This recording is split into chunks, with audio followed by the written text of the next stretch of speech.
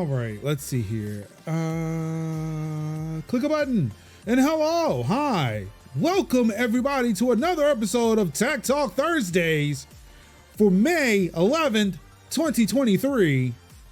Of course, I am one of your hosts, the Grandmaster of IT, aka your favorite streamer's favorite IT guy, Marcus Major Lennox Summers. And of course, I'm joined this week and every week by Kevy Kev. It's your boy, Kev, in the building. In the building. Boom, boom. And of course, we are joined by, excuse me, real quick while I take a phone call. Sinziak is in the building, aka East Coast Merge. Hello. Oh, sorry, I can't talk right now. I'm on a podcast. Whoop. I can't talk right now. I'm doing podcast shit. What's good? What's going on, everybody? Yes, happy Zelda Eve to everyone who is observing Zelda Day tomorrow. Shout out to Happy Bruin. Zelda Day. May your socials be free. Amen. Devoid of spoilers. Mm-hmm. I hope y'all haven't seen anything. I hope you have not seen any leaked footage or anything so that you can experience it in its unvarnished glory. Right. But when I tell you that their Metacritics have been Metacriticing. No, that's the. I'm gonna mind my business, except to say that's the one thing they did not do. They were just like, we have no critiques here. Mm-hmm.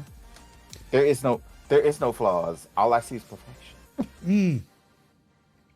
They said, "Let me tell you, there's a Beyonce tour happening right now. We've still made time to give you a 10 on this." Ooh. And here's the game with 30 frames a second, and yet it's 10 out of 10.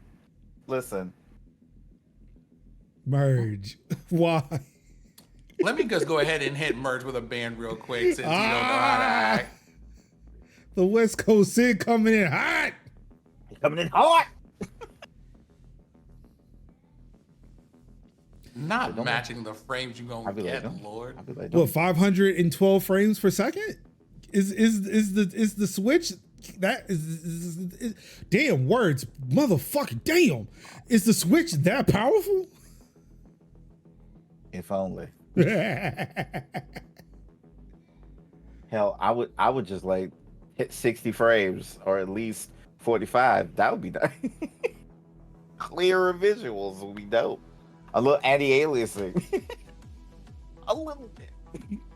Could have hit you with the old razzle dazzle right over there. Look, Nintendo's releasing for Steam Deck, you cowards.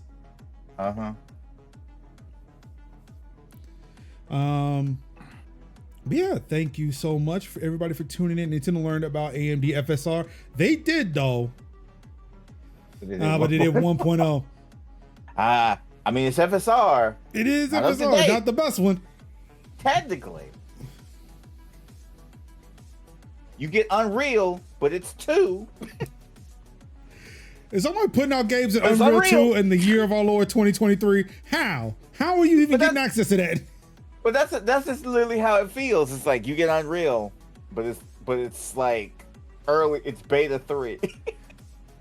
What is the most popular game that ran on Unreal Engine 1? I want to play that today. Oh God, I'm gonna go Google that. Oh my God. Thank you. Yeah, shout out to people like Station Dude specifically. Thank you. Welcome to the show. Also, thank you for boosting that post on Mastodon. That's right. I'm gonna start off the show here with not necessarily, it's not tech related news, but it's something that has to be done because it's something we talked about. Twitter's API slashing madness has hit a service near and dear to me, moa.party, which was allowing me to cross post between Twitter and Mastodon. That connection has now been severed. I am sad No, you are not. Stop lying to these people. Do you I want to am. know what I saw come through that? I am sad because it made my life easier. I didn't have to rush to find a solution to a problem that didn't exist, but was going to exist eventually in the future. Not you saying that you were sad when the one automated post I saw once you got that whole thing fixed was, hey everybody, not gonna hold you or anything like that. I'm trying to peace out of here as a main platform as of January the 1st, 2023. I know you did it. But there was others like, hey, this is where you can support the platform. There was also podcast reminders, like when the show was going, like, hey, don't forget the show is tonight. Hey, you can check out the show. Hey, if you like talking about tech or gaming, here's the Discord server. Like there were a lot of automated tweets I set up through IFTTT, or IFTA, as I have learned to pronounce it from some people. It's giving me the vibes of the people who were introverted and constantly canceling plans and didn't want to leave the house, being really upset in the earlier parts of the pandemic, being like, I can't go outside like I want to. You never wanted to go outside. What you mean? Doesn't matter. Doesn't matter. I just want the ability to say no. Mm-hmm. Ruin. See, the sad thing about this is, as long as there is a tweet a month for me to click onto, for somebody to share it to me, as long as I click on and I'm still logged into Twitter, my account will still exist. Yep. But are you going to click on the Twitter, though? Are you going to do that? Because that's where the content is. I want to read what somebody sent me, or if there is something like in an article, and it's like, hey, there's this tweet, there's more context, I will click into the tweet. We've done that on the show. Yep. We have pulled up and scrolled through Twitter live on this. Like at least once a month I've been on Twitter live on this show. Yeah, even though I am very scared sometimes when we're on Twitter. Yeah, I don't know what I'm gonna find when I'm there, but it's like, oh, okay, all right. Yeah, it hasn't devolved into Mad Max style madness. Yeah, there've been many times when I have searched the terms content creators to find, developers giving away keys and seen a whole titty, and I'm like, listen, I wasn't expecting that. Or the one time, because Sin hasn't. I don't know where Sin is in his transition from Twitter to ActivityPub, but Sin's gonna see something on Twitter, is gonna want to sit there and spill the tea, and it's like, well, damn, now I gotta click this Twitter link to see what the tea was. Mm-hmm. In private browsing and not logged in, probably. Yeah, see, no, that's not what's gonna happen, because they put things in the, like, all right, let's see, what does unlogged in Twitter look like?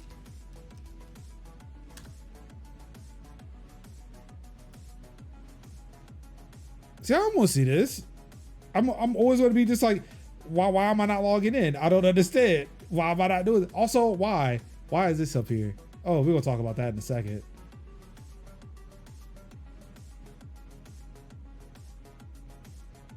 Wait, what? Okay, I don't even know what the hell is going on right now. Like, who the fuck is Lucy Hugh? Oh wow, an unverified account is on the explore page. Wow. Wow. Okay, that's my kind of meal prep.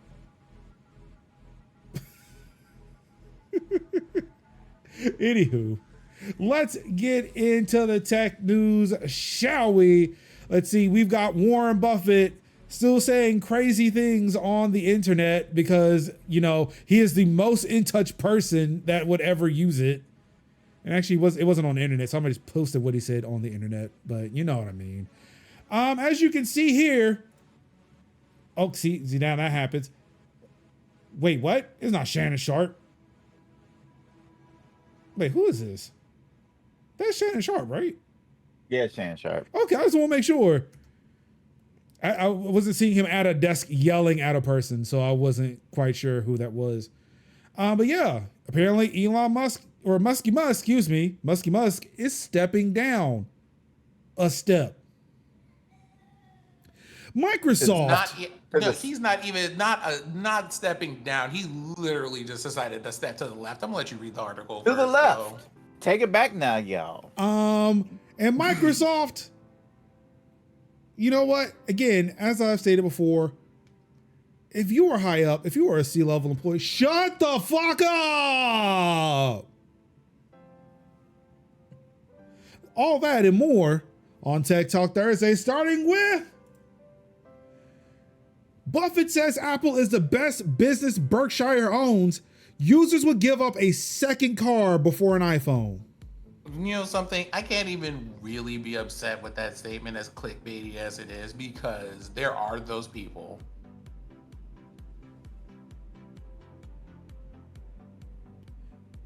Wait, that was it?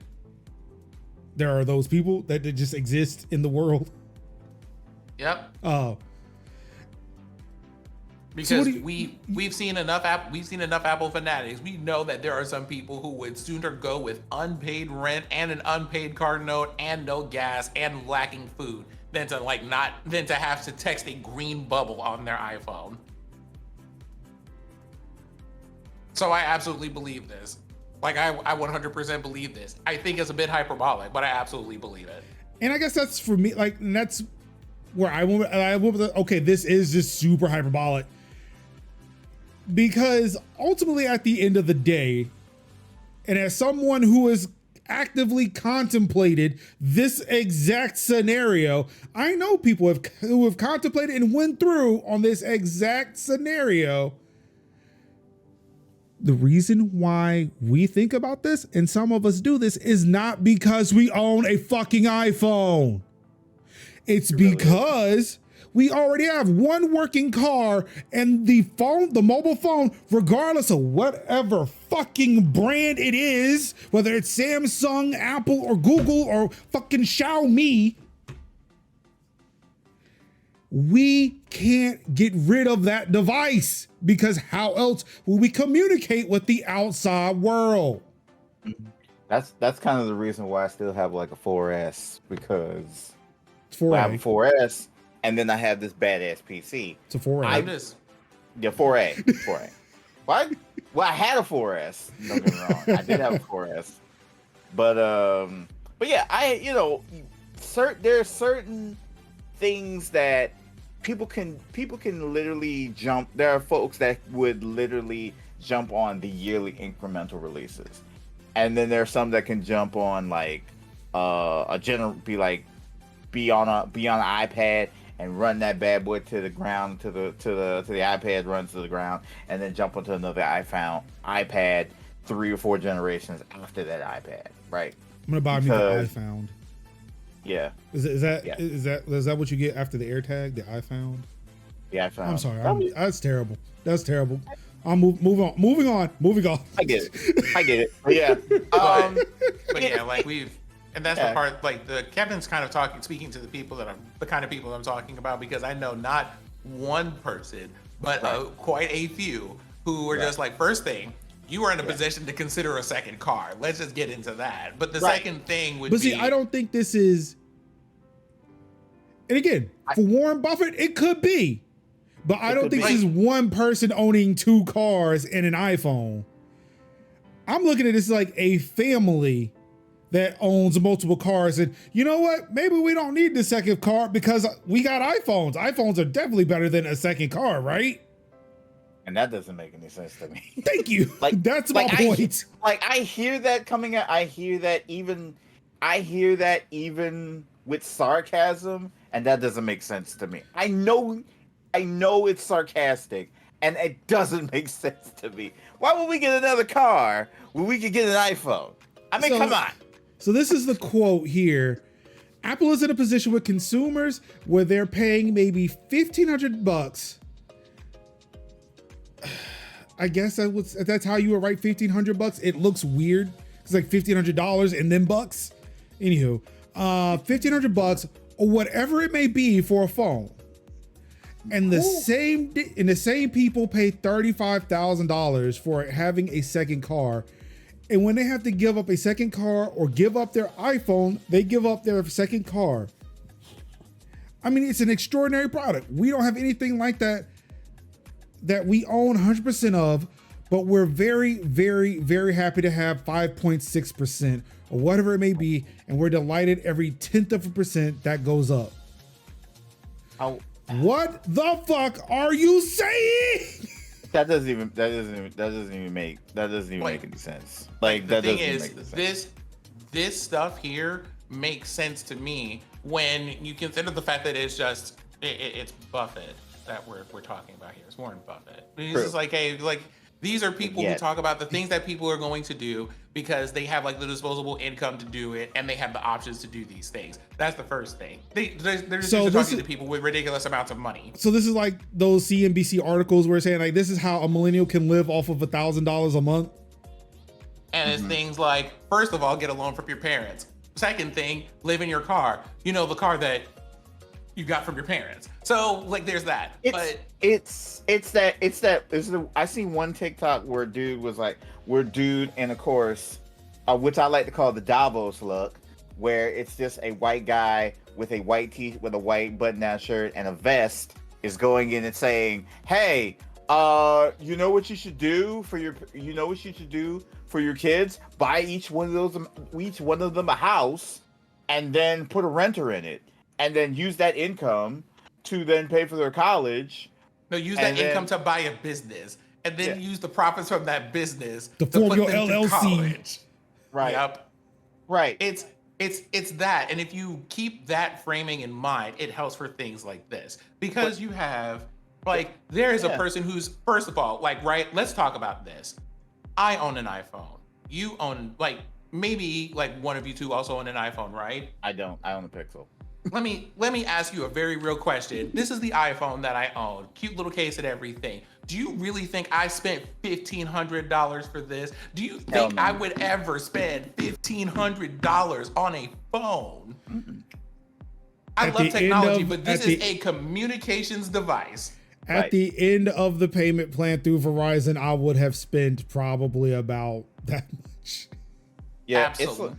It's an absolutely not, but like that's kind of the point, right? They're not talking about like the amount you pay plus bills. It's just there are some people who are just like, I have to have this thing the first day it comes out. It's like the iPhone 10 XL or whatever letters we want to append to it, and they said it's going to be $14.99 on the day that it drops. And these people are just like, oh, let me make sure I could get an advance on payment so I could make sure to get that the moment it comes out in rose gold. Thank you. And I'm just like, I don't know how you do it.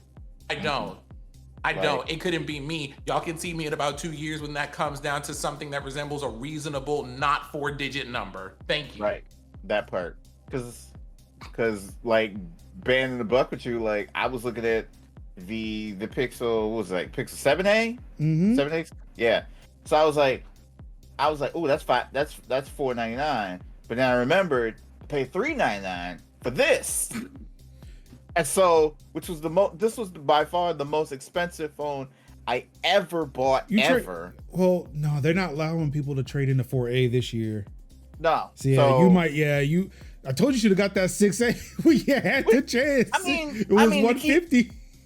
To keep it in the buck with you, I'll just slap the backbone.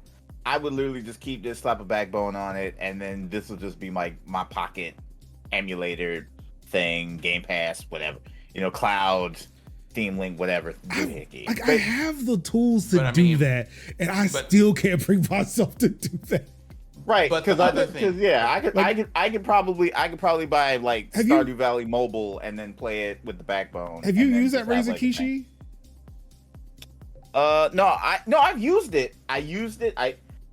The problem is I had to like take it out of my case to use it because my case is kind of added some heft to it. So once I did it and I played it and I think I played like, what did I play with it? Like, I think it was Stardew Valley. I think I played like Stardew Valley on the cloud and I think a few other games. And I was just like, yo, this is dope. This is actually cool. Like having it in my pocket and playing other games with it. That's cool. And I was like, cool, that's great. And I put it over to the side. And I'm like, I know what I will do when I get a new phone, because this will be the thing I use for a new phone. So I'm like, cool, bet. But yeah, that's 7A. That 7A is good. That 7A is good. Maybe end of the year, early next year kind of situation for me. I'll also check and see if they got the 6A. 6A is really good too. Yeah, 6A is pretty good too. So probably might get a discount. But yeah, I think it did get knocked down. Yeah. So, but yeah, I say that to say this, like, when you think about the thing of a car and a thing of a phone, the car is going to be the more useful thing that you need. And I don't think nobody's going to be like, "Hey kids, we could get another family vehicle, or I could buy an iPhone." Well, I mean, there's that, but I mean, that's for some of us are, the way I want to say this is I think some of us are grounded in a little bit of reality, but the part that I think that the articles kind of, what they're driving at is that people are willing to do X amount of things just to be in possession of an iPhone because it's an iPhone. Very specifically, because that iPhone has become like an identity thing for them. Right. Right. And when you have people that's become an identity for them, they make decisions like that. They will absolutely just be like, I could have a second car, or I could absolutely not get rid of this iPhone. Are you kidding me? Don't even ask. When one of your personality traits is iPhone, yeah, sure, you could probably do that. But for the rest of us, it's a no for us. And that's the thing too. It's also, again, Warren Buffett, like the people that you run into who are just like, oh, I could never get rid of like these things. Like, Warren's respectfully, have you talked to people who get paid in paychecks before? Ooh. Like, have you talked to people who have less than 2 homes? Have you talked to people who rely on public transit? Mm-hmm. If they're in a place that allows them to have public transit. Have you talked to somebody that has a side hustle? Like, No, here's one. Have you just talked to anybody that just has a manager? Mm-hmm. Just a manager. Would you does talk? does a board of directors count? No, a manager. Would you talk to somebody who would stop to pick up $100 bill? $100 bill if they dropped it. Yep. And like, it's literally that. You know, like, it's that. You have to remember that these are the people that we're talking about dealing with and describing when we read articles like this, because I think sometimes it's easy to forget that point. Rich people will say these things, but they're talking about other people who have money. That's not a common thing. Mm-hmm. Because I will tell you, I have had a whole bunch of iPhones, but you want to know how I had those iPhones? My friends who would be constantly trying to update things to the newest generation, I would be like, that's really cool. Can I have that old phone that you have? It says stick a SIM card into it. Thank you. That was free upgrades for 6 years. Hand-me-downs? Hell yeah. Because I walked into the store, I saw those numbers, and I had the job that I had at the time, and I'm just like, I literally work at a pizza store. No. It was literally like Boost Mobile. It was like literally like Boost Mobile, Cricket iPhones, where it's talk about it. Yeah, you know, where you spend like $200 and be like, here you go, here's an iPhone from 3 generations back, but it works. See, Merge and I are having a moment of synergy. That's how mine was too, until love to see it. That's how mine was too, but Mm-hmm. they done got 2 bricks for their britches now, so I can do about that. Yeah, I had a 4S when everybody had 6, and that thing was $50.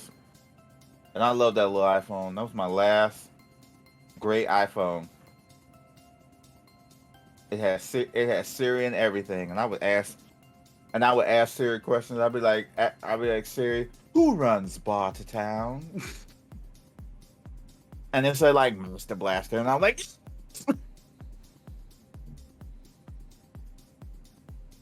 so who runs Bartertown? I found this on the web. Boy, they thought I said Bordertown. Okay, you know what? Yeah, as much as I don't think AI is on the list anytime soon. So I'm Hold gonna on, jump a little bit. Hold on, let me ask. Hey Google, who runs Bartertown? I don't understand, Yeah, but I found something similar. What's up, Google? Well, Google don't know either. Oh well. maybe with AI. Yeah. And the more Apple news. And this is inconsequential. Was not even going to talk about this at all. But boy, there's a story after this that I want to talk about. Apple finally announces Final Cut Pro and Logic Pro with iPad. Or for iPad with the subscription model. You know what? It's fine. Cool. Whatever. It's $50 a year. Honestly, not that bad. Wish they would offer that for Macs, but they don't. Here we are. Wait, how much was for like Final Cut? Final Cut Pro for the Mac is $250. That's what I was thinking. Like, but again, so when I started using Final Cut, again, your boy was living off of weekly paychecks. So it was like nowhere at any point in time would I have at least $250 to burn on anything. for a full license, okay. Yeah. So here we are. I mean, back in my Wellerman days. The word about that. Soon may the Wellerman come to bring us sugar and tea and rum. See, Soon may the Wellerman come to bring us Photoshop, Vegas, and Word. I mean, I figured out, look, GIMP works just as good, and I imagine DaVinci Resolve will do that too. Oh, yeah. So it's like, I would rather use the free option than, head to the port and see what came across the high seas. Yeah. But nowadays, with things going on, I might have to buy a boat. Yeah, I own. What happened now? What? What? No, I am just delighting myself in the conversation. Never you mind me. Yeah, see now all I do now is I use my Wellerman ways for like game like old defunct games and like I mean, and respectfully, as you should. Because basically games that I'm probably never gonna play. So I play that in emulation, legit emulation. But then also like rare music that I'm never probably out of date music and movies. That's kind of where I am now. Like, oh, I can't find this soundtrack for this anime from 2002. So then, well, hold on, let me get on the Wellerman.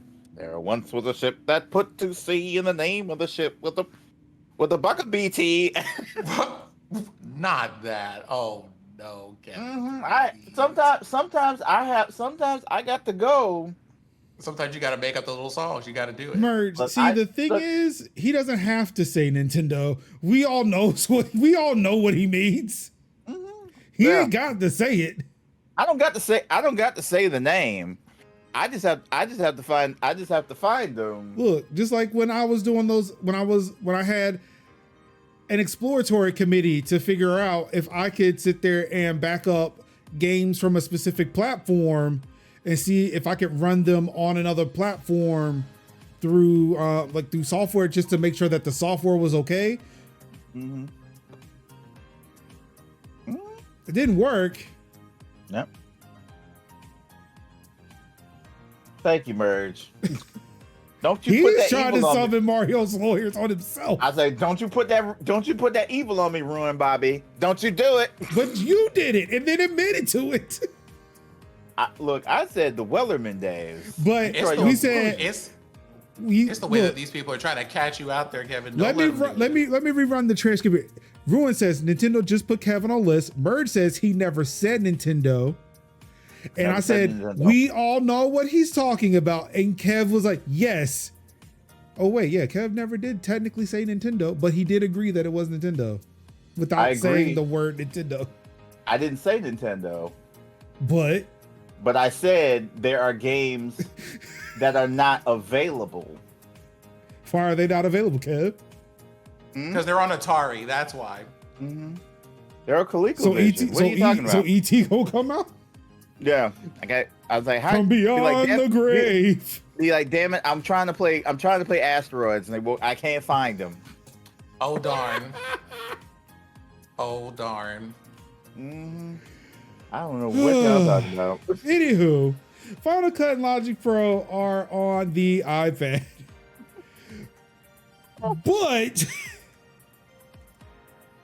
leaker claims Apple used multi-step sting operation to identify and fire their source ahead of WWDC. Now you want to say, like, some people may want to know, why is this related to the previous story? I'll get to that in a second. So essentially, there was a guy, who hopped on Twitter, who had, fairly accurate information about what Apple was going to release. Mm-hmm.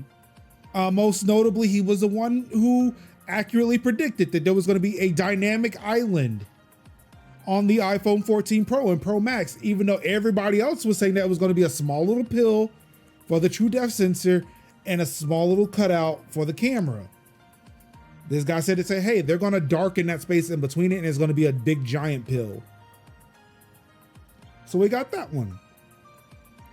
Got a couple of other, he's announced, there's some other features coming to iOS 7, watchOS 10, all that stuff. Now, we don't know if it's going to be true or not. I don't traffic in rumors, but we'll find out if whether or not what he said was true come WWDC. He had to know that they were coming for him. He did, and we'll get to that. On Wednesday morning, however, the account went dark and the source posted an update in which they claimed Apple identified their source and fired her through a multi-step sting operation.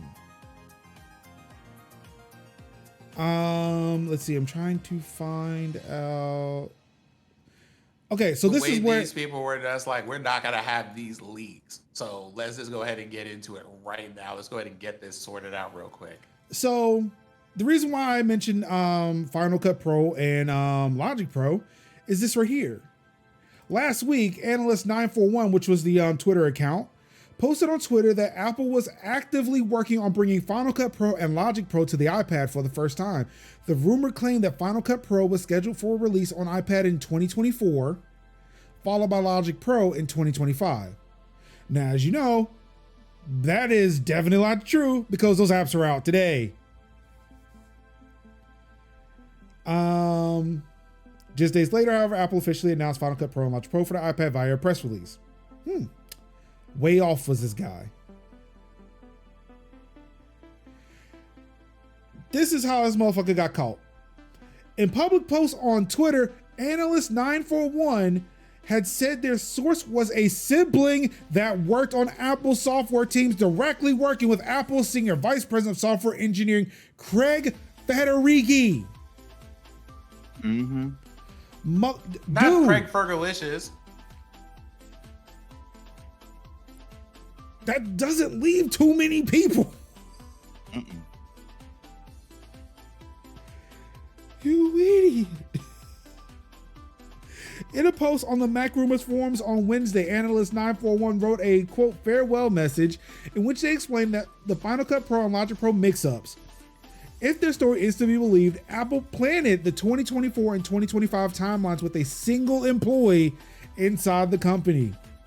When that data emerged via Analyst 941's account on Twitter, they were able to identify the account source. Analyst 941's source, revealed to be their sister, was reportedly fired from Apple once the leaks were pegged to her. The two now fear that Apple will take legal action against both of them.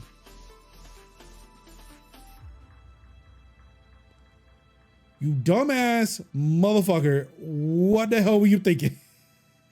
Mm-hmm.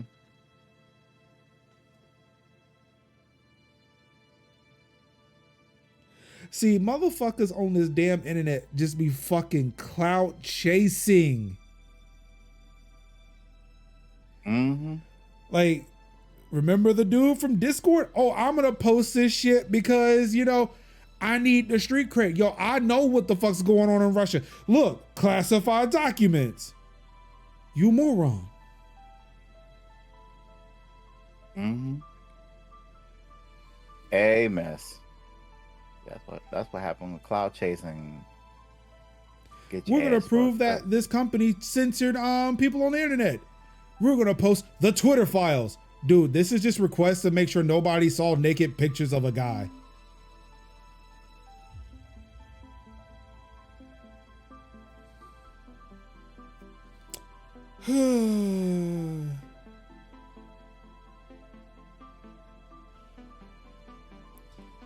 So I worked Apple retail, and there were days when I couldn't tell my wife why I was working late.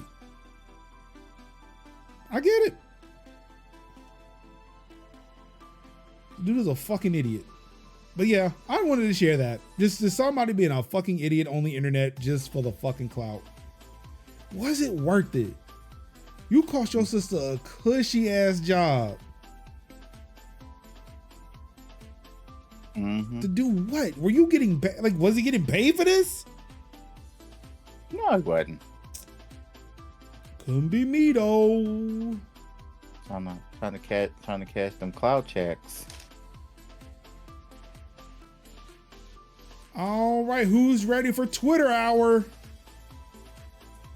course, there's many things we can talk about Twitter, but here are two I'm gonna tell y'all stories. now with it. I'm gonna tell y'all now with this nonsense, with all of this other stuff that we got going on. Listen, can we just go ahead and get a repeat of everything that Ruin just said in chat right there?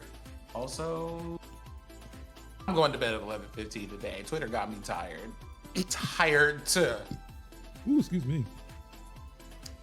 Let's get through it, shall we? Musk issues ultimatum to inactive Twitter users: log in or be purged.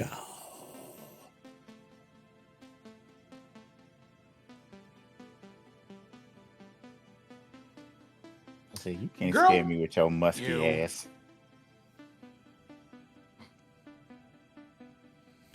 On Monday, Twitter CEO Musk tweeted a warning that all inactive Twitter accounts would soon be purged, potentially impacting follower counts, because that's the thing we're concerned about. Oh no, my follower numbers went down.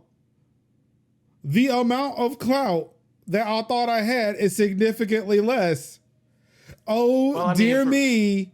Oh, dear me. I mean, that's something that you might not care about, but some people do. But also, besides that point, Why? Musk, really? Why do they care? I don't understand. I love how you said, you know something? I am not going to do this today because we would be here for 15 minutes and I'm not about to get yelled at by anybody because I will fuss at people today. Here's the thing.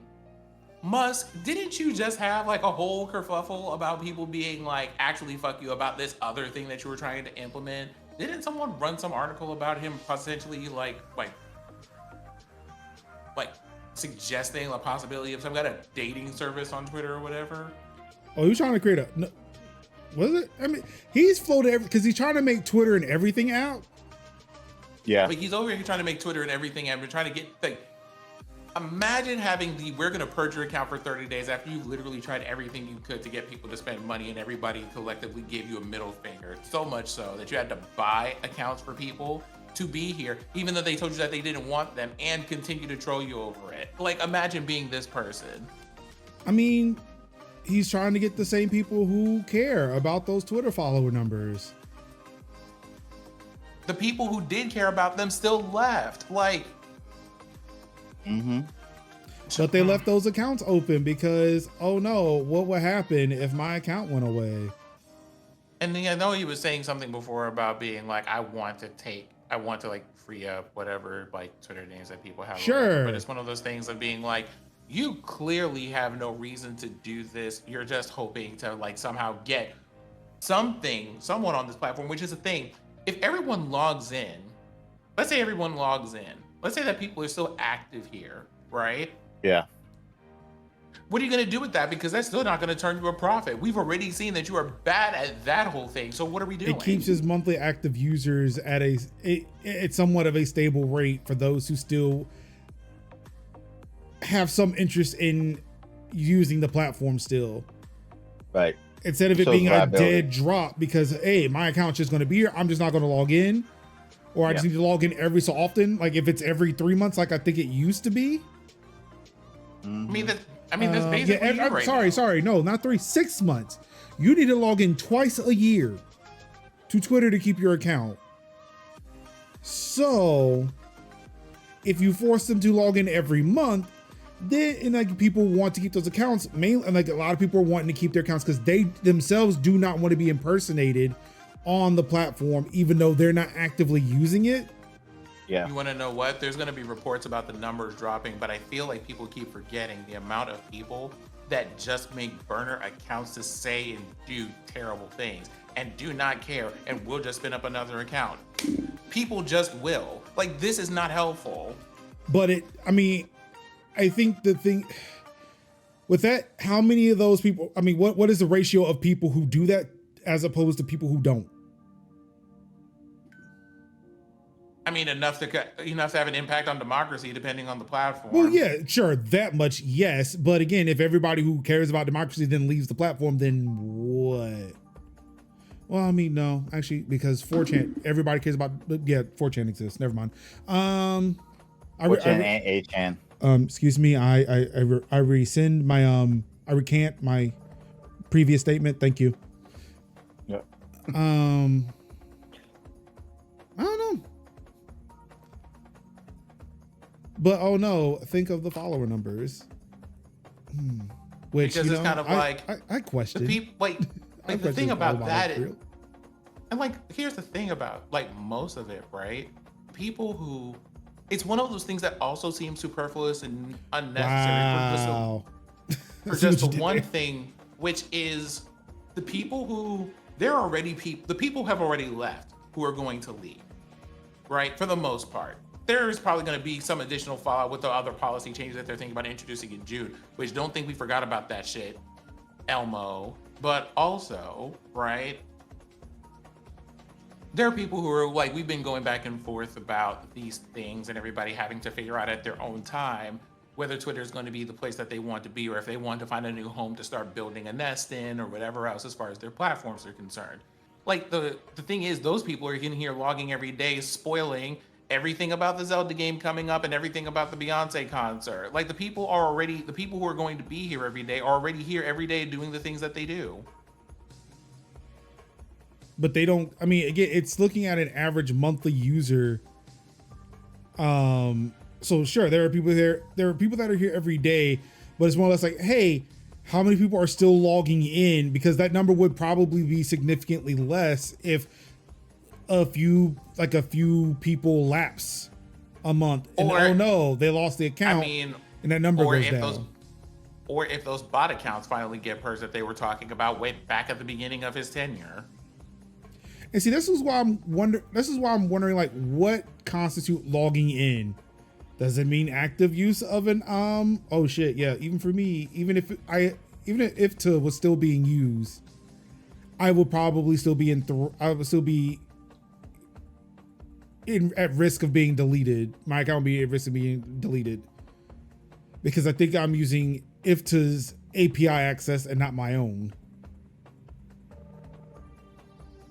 And then it's just like, what about people who have multiple accounts? What about people who use platforms that let them like visualize multiple accounts at the same time? What about people who have like things like TweetDeck or whatever? It's just like I think those would still be counted as logins. Why problem make when you no problem have?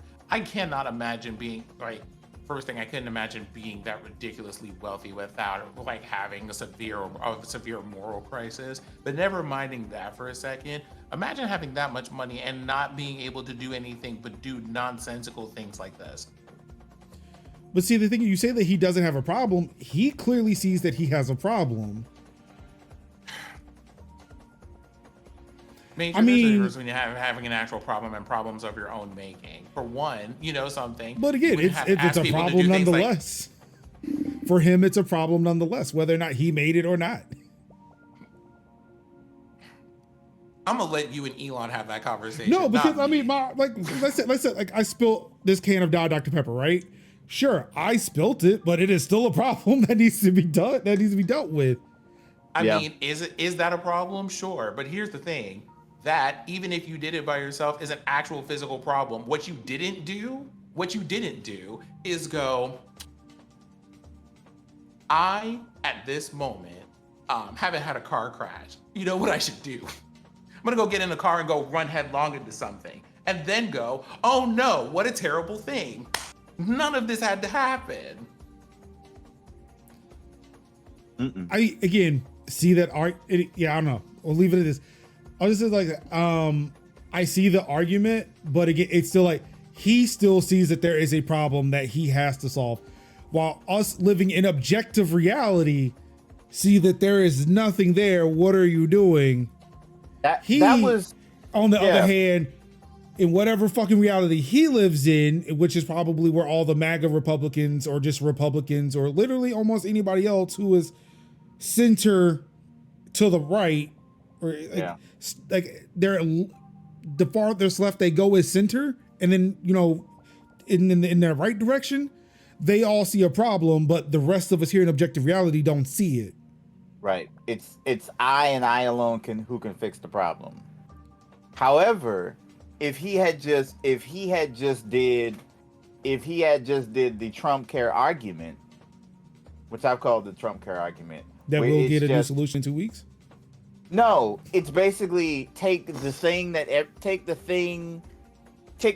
everybody likes, but change it to your name and make it look like you did it.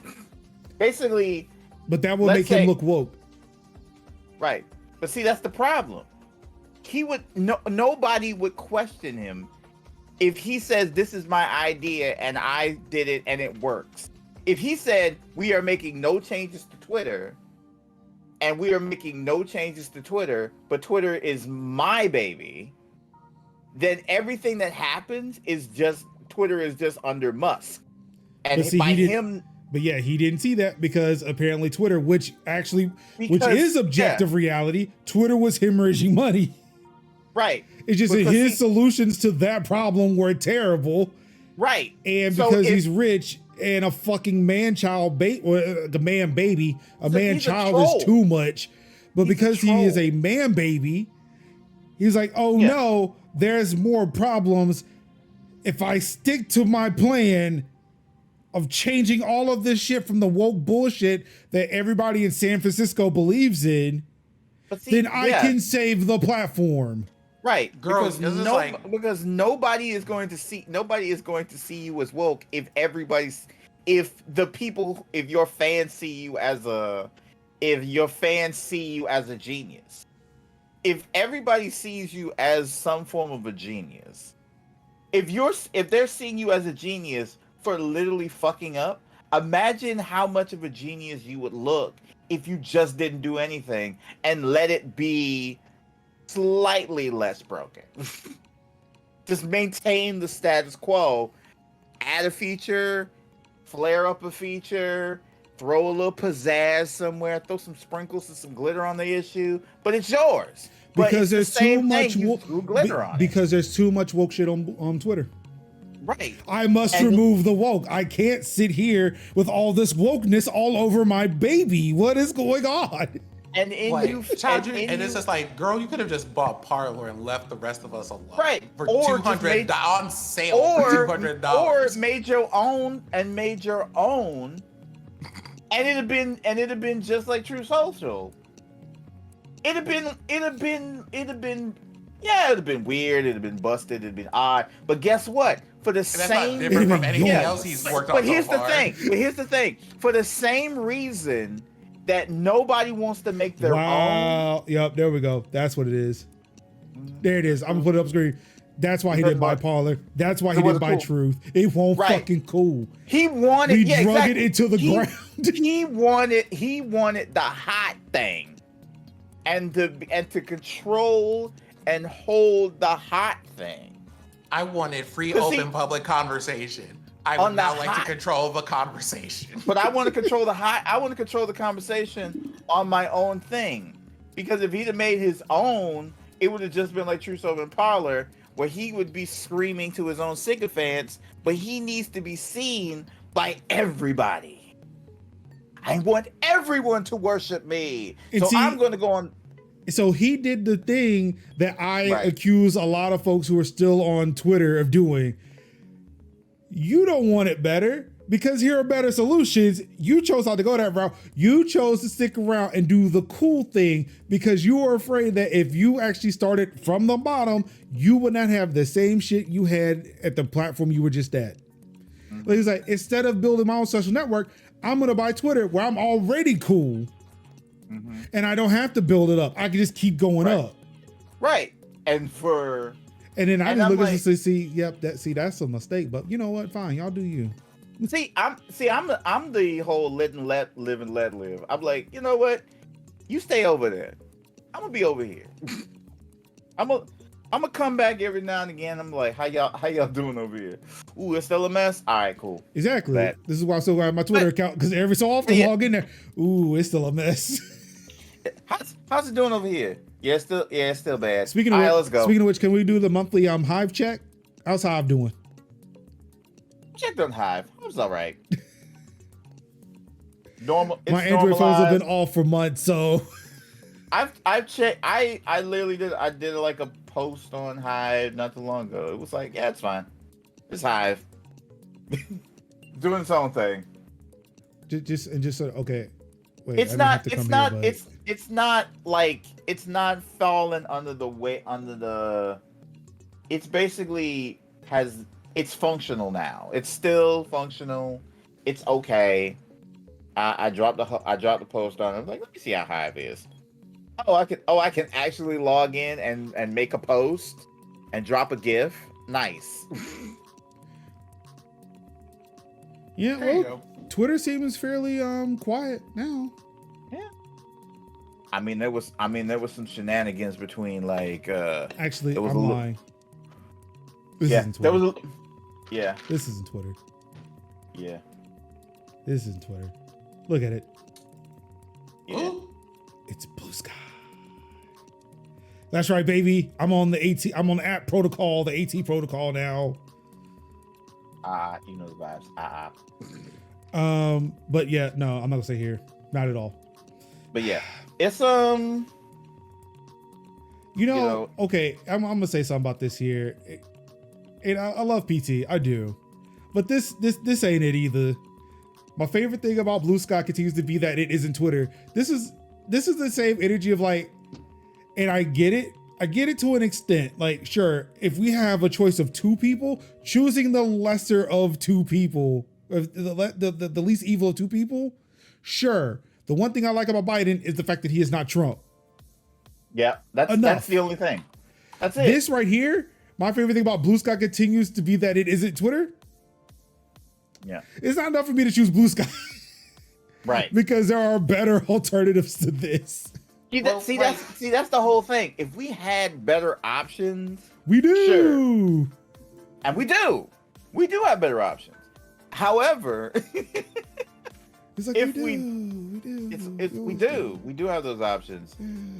But it's like if the antithesis is we like you because you are not a slathering, beast, slathering beast or whatever, or your my timeline is not the sprawl.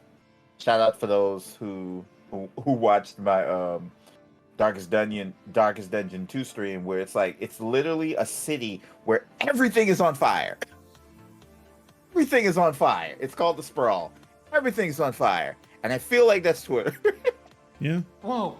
But it's like this part, on- my little section is not on fire. It's just a little smoldering, but everywhere else, flames. So Diagen has a question in chat, and I want to address that question because I know that I I've seen do too. more Yeah. than I've seen more than a few people kind of in this whole thing about whether or not to be on Blue Sky. At this moment, here's what I'm going to tell you. I'm going to tell you where I'm going to be and let you draw your own conclusions because I'm not here to tell you what platforms to be on or not be on unless they're clearly evil. True. All I can say is before Elon was here, Jack was running this whole thing as far as Twitter goes. He was.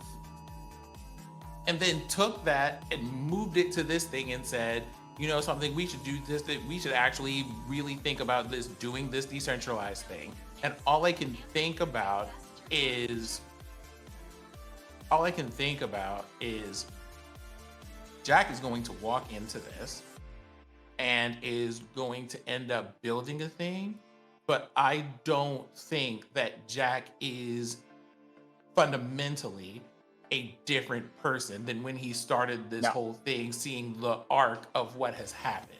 So he's going to go over here and he's going to figure out how to do Twitter just decentralized. And that is not the thing that needs to happen if he's going to do anything at all. And quite honestly speaking, as far as I'm concerned, if Jack is involved with it in any major way, I'm not sure that I want to touch it, because the lack of general responsibility that comes with the way that he handles things like moderation policies and all of this other stuff, not obviously as bad as Elon by comparison, but like that bar's in hell. Right. It's like, it's literally the lesser of two evils. Like, how could I be the lesser of two evils? And I'm just like, it's one of those, when someone said blue sky, I was like, okay, cool. But thanks to shows like this and other people that I'm informed by in terms of like finding out about companies and stuff, I went and did like a little Wikipedia to find out who that is. And as soon as it said Jack Dorsey was on Maine, no. Yeah, I don't think that's the move. It was an automatic from me. I went and pieced all the way out of that, and I will continue to. Yeah. So one, I want to apologize. Sorry for all that noise. When you have 3 phones and they're all on at the same time, you will get 3 times the Amber Alerts to come through. Hey, when yo, you look have at 3 phones, look now at you have to three figure. phones right here. Hey, oh. Hold on for a moment, but you have 3 phones, so does that mean you're choosing about whether or not you want to buy another like 3 cars? I mean, that's what Warren Only Buffett one of them is says. an iPhone, though. You know, I could keep my 3rd car if I got rid of the other 2, the Android phones. Mm-hmm. Just saying. Just saying. Yep. Yep. Anywho, so I was wanting to find this, and I'm glad I was able to find it. Blue Sky, the company, is a public benefit LLC. It is owned by Jay Graber and the Blue Sky team. Jack Dorsey and Jeremy Miller serve on the board along with Jay. Yep. Let's see here. Blue Sky was initially a project kicked off by Jack Dorsey when he was CEO of Twitter in 2019. Jack chose Jay to lead Blue Sky, and Twitter paid Blue Sky Services income to build an open social protocol for public conversation that it could someday become a client on. So Twitter was actually going to be a decentralized platform on the AT protocol, but 2 years after a decentralized protocol existed. But also, if that's what you were going to do, then why did you do this? Like, no. Blue Sky has been an independent company since its formation in 2021. In late 2022, Twitter chose to sever the service agreement with Blue Sky, and Blue Sky agreed. The Blue Sky PB LLC has continued to pursue its original founding mission to develop and drive large-scale adoption of technologies for open and decentralized public conversation. Merge, I've seen people play Pokemon Go on a phone with like 20 phones. So yeah. Yeah. This is Jack founded, so have fun. Well, not Jack founded, but he's on the board. There's a corporate structure behind all of this.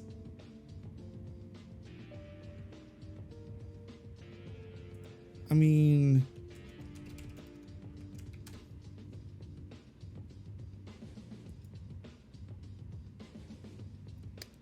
Activity Pub belongs to the W3C.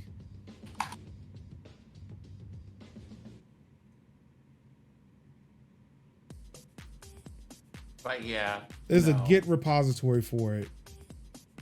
Now, the other thing I will say about this whole Blue Sky thing, And I would say the same thing actually at this moment about things like Blue Sky, Mastodon, Pillow Fort, the whole like gamut of things that are out here. Wait, there's something called Pillow Fort? Or are you being serious? I am. You are literally here with a web browser. If you don't Google, so I have like strong feelings about these things, but if people are just like, let me just see what's out here. Oh, this definitely has a sin vibe to it. I can see it. I see it. If they're just like, let me see what's out here. Some of y'all are gonna end up in places that are definitely different from me, and that's fine. The other thing though is,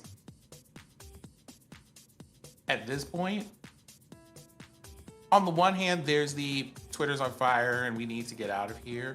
But for me, it's also been about honestly, months worth, but a very long time of being like, hey, if I do jump onto another platform, what am I looking for? What do I want to do here? Do I need to do it? Like, honestly speaking, I feel like a lot of people legit need to ask themselves because if you're on Twitter for fun, if you're over here for kicks and for giggles and stuff, like, do you need another social media platform to jump to if you leave Twitter? Can you just let Twitter be the end of it and like go and like binge Netflix and go to the park outside or whatever else, or talk to your next door neighbor? Like, some of y'all, and some of what I've seen for people being on social media, it has been like terrible for like their entire being. And like, y'all just don't need to have another account. Like, y'all can absolutely leave. Like you can drop at least 2 social media platforms right now and it would improve your life. Yeah.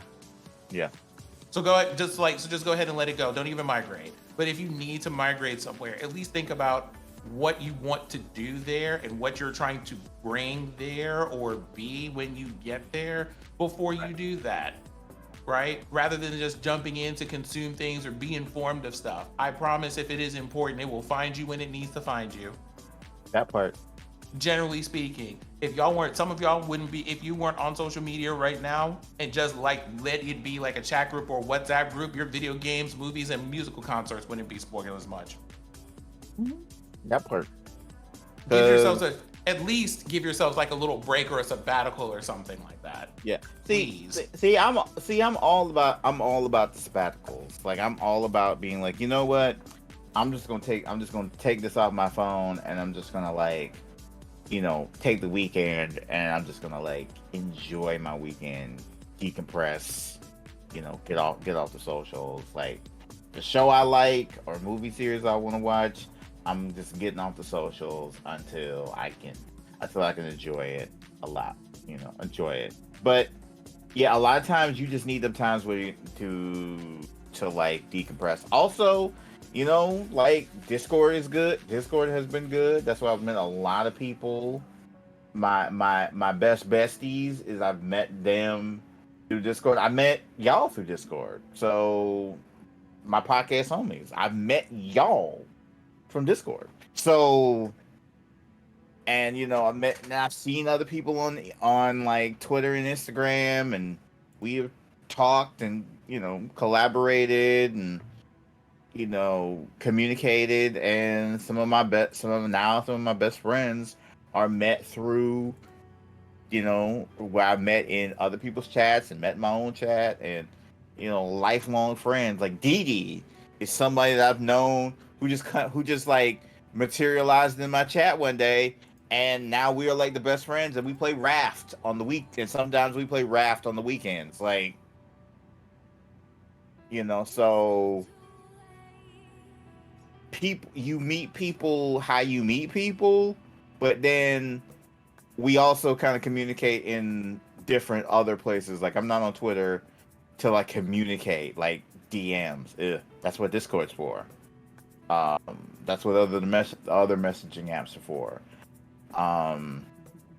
So that they're just, you know, if I just said I'm cutting out Instagram, I'm not losing anything because of that. Or if I say I'm cutting out Facebook, I'm not losing anything from that. You know, Twitter is just the place where I hit my go lives and what Fat Kid Deals got, and you know where my fine besties at, you know. You know, like, oh, my fine best, oh, it's one of my fine besties' birthdays. Happy birthday, bestie, and I'm out. So, but I can still get them alerts from them Discords. I can still look at Fat Kid Deals from Discord. So it is what it is.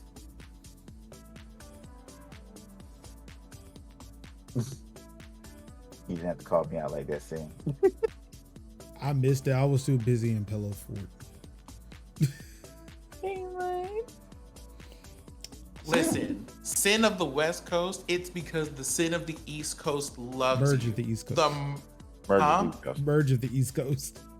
No, I have to talk to myself in the present, to myself in the future, right? It's not 9 o'clock over there now. Wait, right? 3 hours, you'll get it. Yeah. I'm like, you know, like, I want you to consider this like a hug, right? A message from the universe straight to you, tailor-made and delivered to your front door.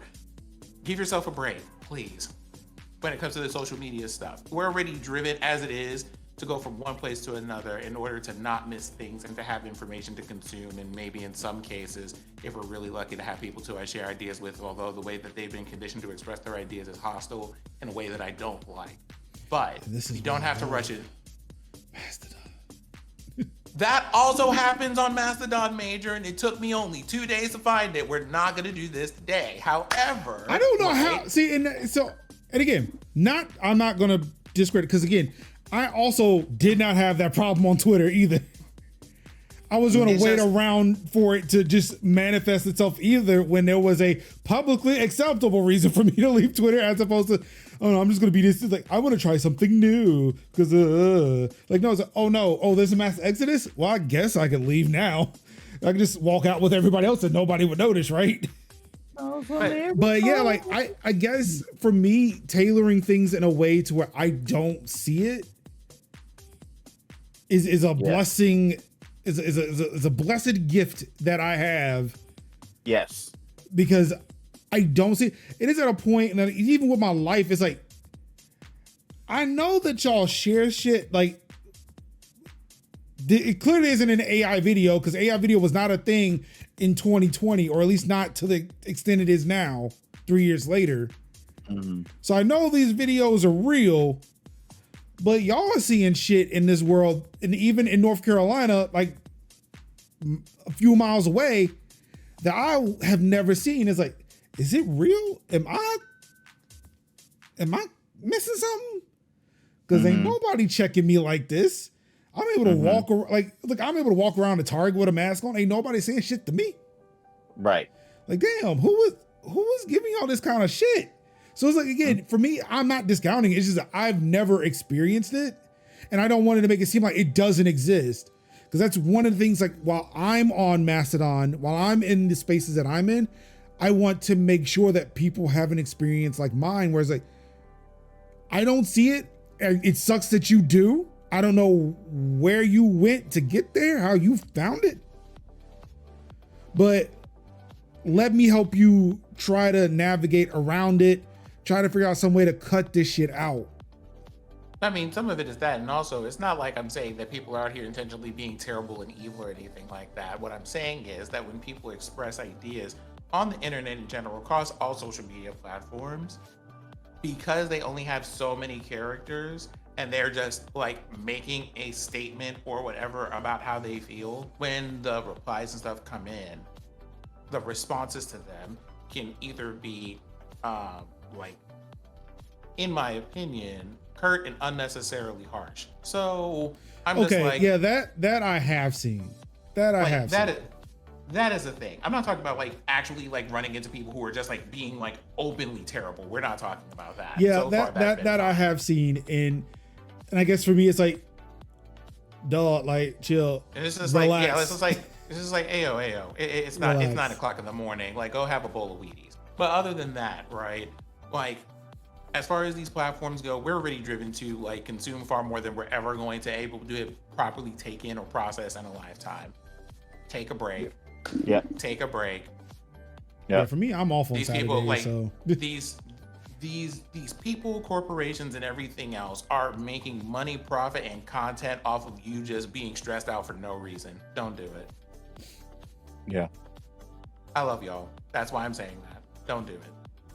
Get off centralized platforms run by companies. Speaking of centralized platforms run by companies, it's Musky Musk again. And just before the podcast went live today, it was announced that as you just saw at the beginning of the show, he said that they've got a new CEO, and that she starts in 6 weeks. Mm-hmm. However, the bad news, I don't know. The sad thing is he doesn't go away. He now becomes the CTO, and he's still the executive chairman. That's what he should have been when he came in. No. He shouldn't have been nothing. True, but that's what he should have been when he came in. Like, no, that's like saying, hey, I you pressed the enter key. I should be CTO. No, you're right. He should have been president. He should have been like president. President of what? President of Twitter. No. See, again, that's the thing. That's like, man, I stepped in the Oval Office. I should be president. But see, again, that is how people are president. They literally step in the Oval Office. They're president. But no. It's just they sit on one side of a desk and everybody else sits on the other side. But no, I'm saying this that he is literally, all I said was all he needed to do was come in, fire everybody, hire his own sycophants, and then just be like, I'm president. And I'm just president. Hey guys, I'm president. I'm gonna be the mouse. I'm gonna be president and spokesman of the company, right? And then their sycophant would just do whatever they wanted. See, Super DD has the right answer. I mean, exactly that. Heavy on the silent. He's gonna give his own. But he's gonna give his own title. He's gonna give his own title. So that's what I am now. Elon Musk, super commie guru. Right. Yeah. That was the whole Trump care argument. It's like he just buys the corporation, he owns it, he changes nothing, or he fiddles with like the algorithm, right? Brings a lot of people back from the brink. That appeases the right wing base, brings some people back, fiddles with the algorithm, not too much, but just enough, and then basically he just says, "Hey guys, I'm good. What's good, everybody? We're changing things." Instead of him having direct control and the hands on the reins, he just saying, yeah. Literally look at what Tesla's doing. Right. Because again, he's dabbling. That's the whole point. He's dabbling. He be dabbling. He is literally dabbling. Not to be confused with dabbing. Mm-hmm. But yeah, that was my whole argument. Take the thing that people love, and then just put your own name on it, throw some glitter on it, and hey, it's my thing now. This is Twitter, but this is my Twitter. Look at me. All you need to do is just buy it and just step aside, dog. Like you own it. You own it. Good job. You did it. And then he could just wear his Twitter shirts and let people who know Twitter run Twitter. And nobody would have questioned it. He could just be like, "Hey, bring these right-wing nuts back to the platform, okay? And don't ever take away their status. All right, I'm out." And then so the right-wingers would have been like, "Yeah, he's a man of the people. He gets us. He wants us to have the free speech. Yeah." But he never touches anything else. That's it. He doesn't touch moderation tools. He doesn't touch authentication. He doesn't touch he doesn't touch like the API. He just basically runs it and doesn't turn. He just basically it would be like turnkey. It's like a turnkey. It's a turnkey business for him. Everything is there. All he just has to do is flip a few switches. No, and that's it. No, he doesn't flip switches. He gives an order for somebody else on that department for the switches to flip the switches. Too. And that's fine too, bro. That is exactly fine too. Do not suggest him to do anything directly at all. But see, that's the thing. That is also good too. Whether he is no, not good too. That's good. The other option, no. He touches nothing. That's what I'm saying. Either he is just doing the bare minimum, which is nothing, or he does nothing. The bare minimum is nothing. The bare minimum is nothing. That is equal. Little Same to nothing. That's the thing. But see, now he's doing. But see, now we're in the timeline of him doing everything. And see, that's what happens when you gave him little.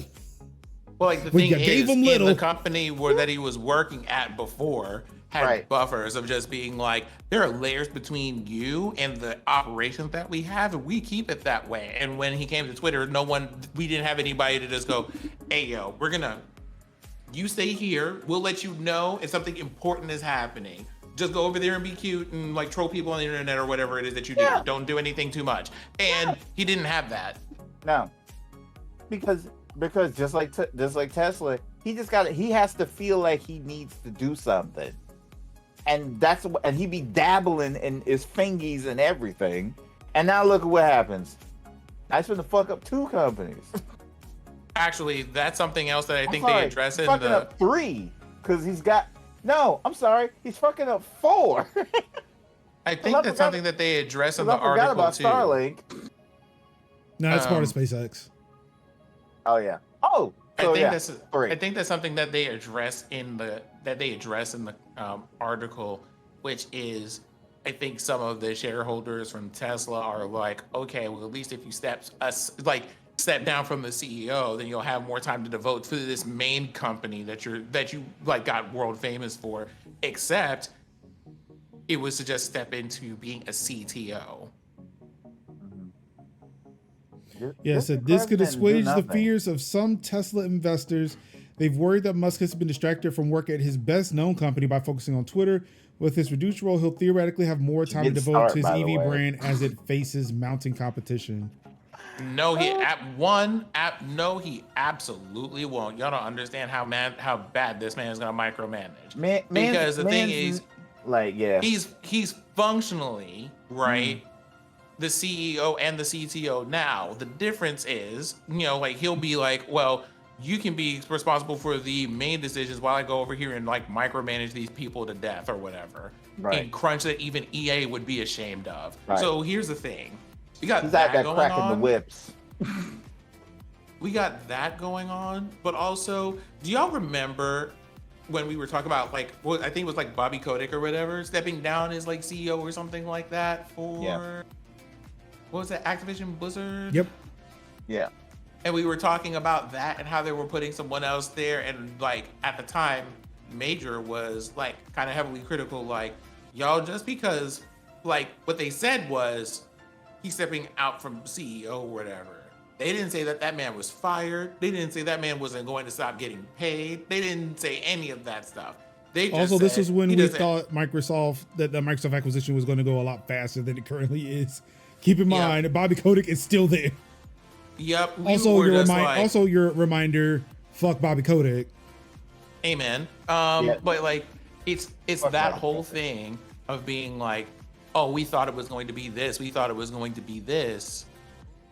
Because, like this man is fired because he's not the CEO anymore. And I think a lot of people are reading that article going, oh, he's not going to be the CEO. Thank God we'll have a moment's peace. And he will not read the fine print. He is technically closer to the keyboard than he was before. No, it'll be things like, oh, he's not the CEO anymore. Thank goodness. We'll finally have a moment's peace. And it's just like, no peace. My good bitch, he is about to be in the code 24 hours a day instead of 23 and a half hours a day now. That's all that this means. The whole thing, the entire title is nothing but smoke and mirrors. Right. You're getting 30 more extra minutes of Elon. Because Let's see. You want to know what what would be surprising to me? He's just like, if people don't log in every 30 days, then it's going to be all this. And it's just like, I bet a whole bunch of people who don't read the fine print about what you're going to be doing are going to be coming back in droves, because they'll be like, oh, at least we don't have to deal with him anymore. Because it's right here. While he'll no longer be CEO, he'll still have significant influence over Twitter's technology. And given that Musk played a role in finding a replacement, the new hire might not be quick to change strategy. Don't be shocked if Twitter maintains the Musk era status quo, at least for a while. So, something along the lines of what Kevin said about just being like, hire a sycophant who says yes to everything that you want, and then go do something else that's out of our faces. Right, that part. Because again, even if he's like directly or indirectly in control, you just get dudes who's gonna do whatever you want anyway, and then we'll get blamed. Right, and they'll get blamed, and guess what? Hands is clean, and then Musk can just get another sycophant to do the same thing. Because again, it's not about how you fail, because everybody fails up. Because in corporate America, you fail. Some people fail up. Doesn't matter if you were a good CTO or a good CEO. Yet you were CEO, and it didn't matter if you did an ass full job. You did a job, and that's still gonna look good on the resume. So you can go and fail up somewhere else.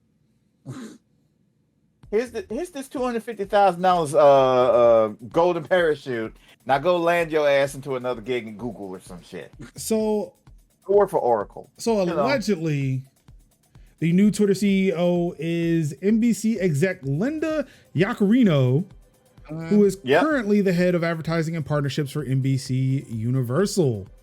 And when I think about CEO of a social media company, I think about somebody who worked at NBC. When I think about who would make a good CEO for McDonald's, I don't know, somebody who was the CEO of a carburetor company. I don't know. Let's see. Unfortunately, I'm sorry. Go ahead. Because when I think about really good substandard food, I think about somebody who used to work with carburetors. You never know what their dream is, man. Unfortunately, her spokesperson is ghosting me and Twitter has resorted to responding to press inquiries with a poop emoji.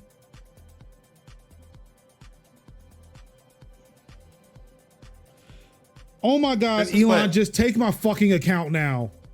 I keep forgetting that that's what that is. But like, this is something fucking important. Super fucking important. And you're responding with a fucking poop emoji. Because the man's a troll.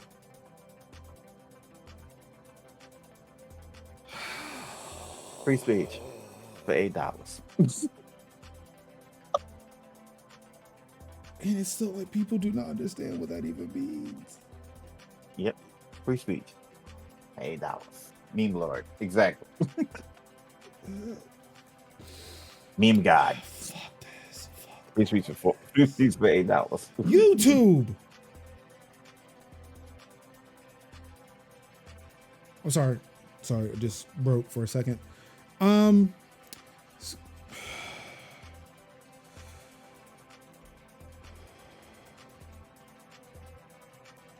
Okay.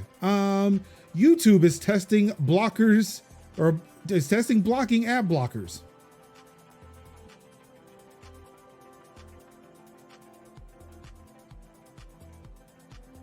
Still not paying. You knuckleheads is still not gonna make me pay any money a month for your bullshit ass service. Well, it's not that they want you to pay; they just want you to see the ads. I mean, then I'll be on YouTube less.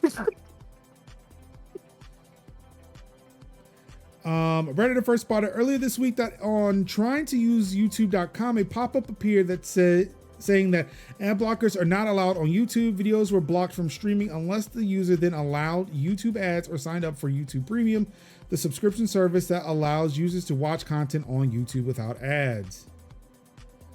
A YouTube employee has since confirmed to the YouTube moderation team that for now, this is just an experiment. For now, YouTube is only testing blocking ad blockers.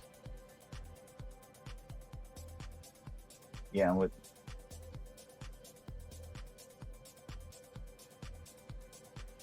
I have YouTube or I have YouTube Premium, so I got blocked. Nicole, who is either not here or just not speaking up tonight, he wanted to know what this would mean for folks who are using programs like YTDLP, which is a YouTube downloader. I'm famously one of those people who uses YouTube downloader. So yeah, kind of interested to see what that looks like. Mm-hmm. What about those premium goods and services? I mean, yes, I look, I use YouTube Music and it is great. I love it. That's the only reason why I have YouTube Premium and do not get ads. It's because I have YouTube Music. I mean, what about your sponsors? See, this is why I don't care about sponsors. Look, if you wanted to get ads, if you wanted to get shit paid in your YouTube videos, put them as interstitials. That's the word, right? Yeah. Plus, put them in your content. Like, hey, this video is brought to you by. Yeah, this video is brought to you by Squarespace. That's how you get paid. This video is brought to you by Major's House. Hey. Like there are a lot that just you watch now. I watch those like this video is brought to you by blah blah blah. You know, like. And I'm like, I'll support. I'll look at it. I'll look at it for however long it is. But that's how people are getting paid on. That's how people are truly really getting paid is through sponsorships. However, ads, and sometimes those ads are literally just videos from like scam artists and like be like, hey guys, let me you see this Maserati in my garage? Let me tell you how I got it. See, you gotta do it, and I'm like, skip. You don't want to see none of that. Yeah. I'm also wondering too how this is gonna play out with like people who use pie holes. Like there are some websites I can't even go to because they block ad blockers. Like, dude, I have a pie hole. Like there is no ad blocker installed on my browser. I turned it off. What is your problem? I don't understand. Mm-hmm. Why are you mad? Yeah, why are you mad? I don't. What's going on? Mm-hmm. Oh, look, there's it says not using an ad blocker. Report issue. Oh, great. I surely will. Ha ha ha ha ha ha ha ha ha ha ha ha ha ha. Yeah. Yep. Click. I'm clicking on the link as we speak. Click. Click. Click. Click, click, click. Do you hear me not clicking? Click, click, click, click, click, click, click. I am totally clicking on this link. Click, click. I'm afraid, like, I know it's from Discord, but I'm like really afraid to click that link. Like, Ruin really be out here making me like, yeah, really it's like dropping on like a long and ass, be like dropping like these big bulk links with all letters and numbers in it, and I'm thinking like, you know, I really, and then I open, and then he's like, and then it's ruined. Oh. It's like I have no reason to not trust him, but I have no reason to trust you, but I don't trust you enough to pull that up on stream. Let me click this into my other browser. Wait, what? Sustainable radiology. What does that even mean? Yeah. Oh my god. So some of that shit is like literally like adware. So I'm like, no. Some of that shit is literally adware. Fuck out of here. Block with impunity. In more Google Yeah. news, I guess we're in the Google I/O section now. Hey. Google is bringing Zoom, Teams, and Webex meetings to Android Auto. Oh, hell no. Nobody would want to be on the road. Like, imagine people like conference call on the road. Somebody tried to convince me yesterday that this was a good thing. Well, if I don't have to be in the office, why would I need to stick around to be on a call if I could just take it in my car? No, my argument is I don't want to be like, when I walk out of the building, I walk out of the building and that is it. The last thing that I want is to be in a conference call while I'm driving or while I'm in the car, because that time could be easily spent listening to music or listening to a really good fire podcast like this podcast. I don't think it is against the law because it's probably just the audio only and not the video. Right, it's audio only and it's hands free. It's hands free. Plus it's hands free. So, but still, no. Who asked for this? I don't want this. Those people who work all the time and have no life and just always just want to be in the conversation of things. Yeah. People get stuck on calls or meetings in NYC and have to move their cars. There he is. There's the call. I guarantee that someone getting into a car crash whilst in a meeting is going to be in a news piece in the next 3 years. I think I did see a video where somebody was on the meeting. I think that is a very generous estimate, Takao. Oh wait, that wasn't a car accident. You know what? That wasn't a car crash. They were on a bike. They got somehow worse. Yeah. Oh, I gotta look that up. Bike accident on. And more Google I/O news. Android is finally launching a Find My Device network for tracker tags, headphones, and more. So that's right. This is the partnership between Google and Apple. I think we had talked about briefly in another episode. So now Google devices can detect AirTags that are following them.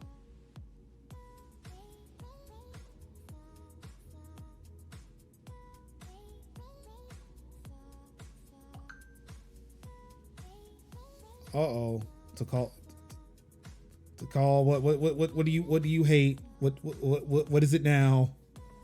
I think this was staged, but it's still funny. I want to know what to call hates now. I see this as a positive because everybody was like, "Oh no, Apple's following people, and nobody with Android will be able to figure it out." This is the AirTag shit where it's now on someone to have a device so that they can detect this bullshit. Wait, what are you saying though? It's not to call, buddy. Who's gonna find it if you don't find it?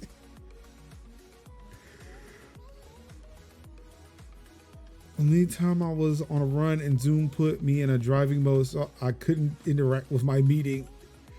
Wow. Merge out here going fast as fuck, boy. Yo, Blue Eye Cosplay, thank you for the raid. Thanks for the raid. So I don't want Zoom in my car. I don't know, how about we not make tools that enable stalking and put people in danger? I mean, sure, get that point, but also, I would also like to not lose my shit and would like to find it if I lost it. So there is that problem. Look, like as we're going to get into later on, there are things that were created to solve a problem and it was good, and then terrible people made it bad. And I don't know how to solve this problem There are other ways to do that that don't enable cyber and meat space track. Okay, now I'm really curious. What is the other solution other than remember where my thing is?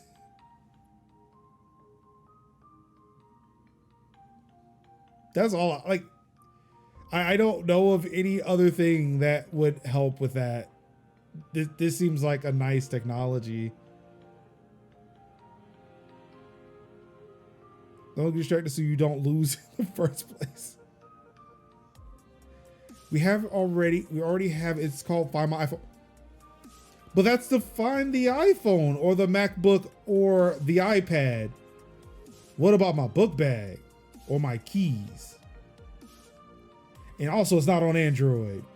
But they do have a Find My Device feature for mobile devices. Diogen, you look, you're getting closer again. You know something? I know that we associate this with like boomer and elder millennial behavior. But can we just bring back the little belt clips? Just a little click right here. Right here. Again, do we want to do that? I can't drag my suitcase on my belt clip. The flesh is weak. Oh my God. Hobby painter, what are you doing? But it's like I don't know. Like what I want to I think what I want to say here for the most part is like, Takao, I see you. Like it's one of those. I don't necessarily feel like this is one of those things like we have to come up with a this is good or this is bad as much as this is what people are concerned about and this is why, and all of those things to some extent are reasonable. And it can just be that without it having to be anything else. Because I mean, it's an unfortunate scenario in which this happens. I'm not discounting that. I'm not saying like just get over it. But my thing is, there was a need for something like this. I'm glad it exists because again, I wish I could remember where I put my keys sometimes, especially when people move that shit. Like, or if I'm going to a convention, I keep my tech in my backpack and then I go use the restroom. I left it somewhere I thought it was safe. Somebody picked it up anyway. Somebody does that in an airport. Or just for the sake of argument, remember during the pandemic when the planes opened back up and all of a sudden there were a lot of people who were without luggage? I'm telling you, it was really nice that every time I landed, I could verify that my luggage landed with me in that new place. Mm-hmm. Takal, we've been through this, and again, not that, please. Huh? That was like this is about a different thing. What do we got here? I've been through this. It's been documented on this podcast that they acknowledged that issue before the AirTags went out, saying because people noticed it at the announcement of the AirTag. Like almost immediately, like, but wait, people could use this for stalking, and Apple was like, will we put the thing in the phone so that way people would know if an AirTag is following them? It just wasn't available. That's what was happening right there. Okay. It just wasn't happening on Android. So they tried to fix it. And again, if you were throwing somebody under the bus, it should have been Tile from the beginning because Tile was available on Android and iOS and they did not do it at all until several months after the AirTag came out. Right. This is true. Yeah. Well, I mean, if that's the case, let's go throw hands with Tile. But let's pull up in the car. Let's go right now. Skirt, skirt. We can do that. I mean, I was calling out Tile since day one. Like, what is it? People were complaining about I was like, y'all are complaining about AirTag. Every time we hear a story about the AirTag, it's because somebody detected it. How many people were being tracked with Tiles and we don't hear about it? Right. This is true. But see, that's the thing. Like, yeah, we can sit here and say that, oh, Apple did care. No, Apple did care from day one. They just did not care enough to say, oh, wait, yeah, people who don't own an iPhone may want to know. That's just Apple being arrogant, thinking that everybody owns an iPhone. They were listening to Warren Buffett. I mean, they were, but I mean, and I guess that's kind of where like the thing that we do land on is just like in the process of this whole thing, several people probably should have cared more than they did, Right. and some people should have cared at all. Right. Like, it would have been nice if there was an open standard and any phone could detect it.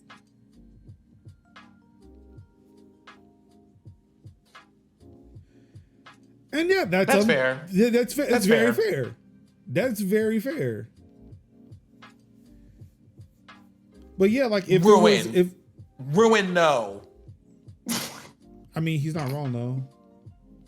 If it was an open standard, we wouldn't have to deal with this. But you know, Are you sure? okay. Why wouldn't I be? If there was like a general thing that people say, hey, we're on this standard. If you launch a thing on this standard, then any device that has access to the standard will be able to use the device, or in this case, detect the device without having to think about anything else.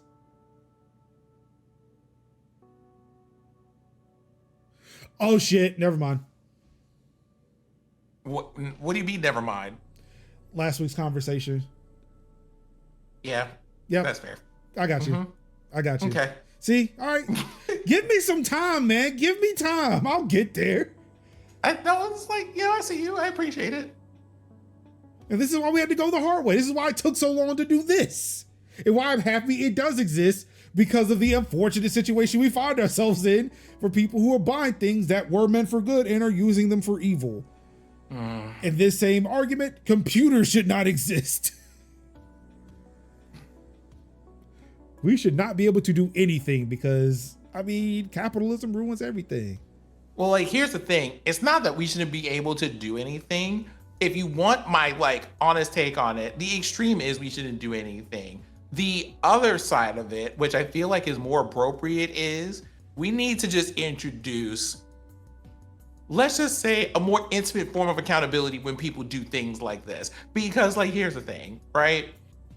The problem isn't just, oh, there's a potential for evil here because we're humans. We all have the potential to do something wrong or terrible, intentional or not. The problem is that when people do get caught doing things, some people go to jail and some people just go, here's a couple of $1,000 and let's just like not do that. And what we need in these situations isn't like to just not do anything because someone evil might do something, but to just be like, hey, if you do that and we find out you did that, we're dragging you to hell. The end. I'll take that. I'll take that. I do not disagree at all. Right click and drag them straight into the trash can for permanent delete. Putting somebody's life in danger should have a worse punishment than carrying an ounce of weed. Oh, for black people. Here, let me just go ahead and put this out there. Carrying an ounce of weed at this point should have zero consequences, considering there are now billion-dollar industries built off of it while people are still in jail for minor possession. Wait, didn't Biden do something to release them? Only in states where that's legal. That's not that wasn't everyone. I don't know what ski mask party you're talking about. There's no ski mask party here. Anywho, in other Google I/O news, Google will mark its AI-generated images and show labels in search. Everything about AI makes me tired for the same reason that, you know, just general technology stuff. It's stuff that we've been through, and you're about to cover an article that talks about exactly why. So, you know, at least I appreciate them being like, hey, I just want you to know AI made this. Thank you. So yeah, they're using watermarks to be able to identify some of the images, and they're also putting things in metadata. So that way anything that was AI generated, it'll spit out, and like if they're trying to put it through an AI generation like detector, something will like immediately scream, whoa, this one's AI generated and it came from Google.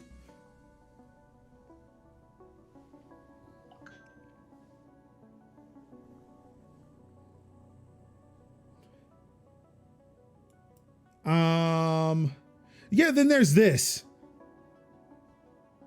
This was a separate article until I saw it mentioned in the Google I/O keynote, which you can check over on youtube.com/Major Linux today. As a matter of fact, it's the latest YouTube video. Yeah. Wendy's will use an AI chatbot based on Google's models to take your fast food order. You know, yes, thank you, Hobby. To order your JBC, apparently.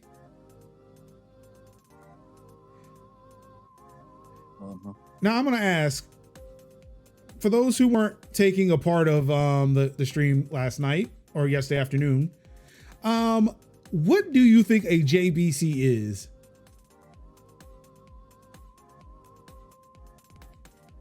Audio electronics. That's JCL. Junior Bible College. So Takal gets it right. A JBC is a junior bacon cheeseburger. Oh, I thought we were talking about joke answers. I knew what that was. I was dead ass serious because were we doing joke answers? Oh, okay. No, I was serious because in the keynote they actually did cover this, and they're saying they're using the chatbot to figure out what common vernacular for things are. So for Wendy's, you don't apparently you do not go to Wendy's and order a junior bacon cheeseburger. You ask for the JBC. That is a thing. I've never heard that. I've never heard that. Because every time I've ordered a junior bacon cheeseburger, I have said the entirety of the junior bacon cheeseburger. Also, congratulations on the Knicks winning yesterday.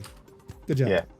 Because I know as much as everybody else knows, sometimes people are not familiar with the concept of JBC. Sometimes it can be a bad signal from the speaker to the speaker to the headset, so they're not going to really hear JBC. Oh, JBC. What was that? JBC. What do you want? Junior bacon cheeseburger? Oh, junior bacon cheeseburger. Okay. Are you not down with the JBC? Nah, for a double stack. Y'all don't know me. But yes. Also, no, I'm not down for the JVCs because I'm allergic to bacon. Yeah. Oh, that's sad. No, it isn't. I'll outlive all of y'all. Yep. That's true. Now that'd be according to my levels, according to my my recent blood work, I might be on that list, which may said. But it's bacon though.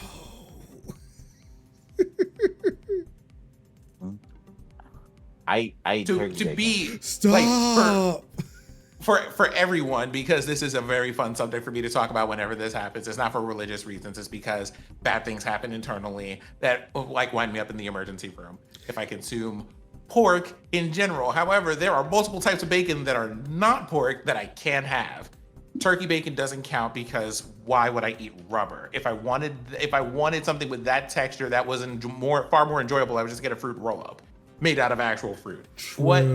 But I will say, beef bacon, if you have not tried it, is delicious. Wait, what bacon? Beef bacon. Beef bacon. That is something that you can. Yeah, that is a thing that you can get. Oh, yeah. Here comes a wild Jerry enters the chat.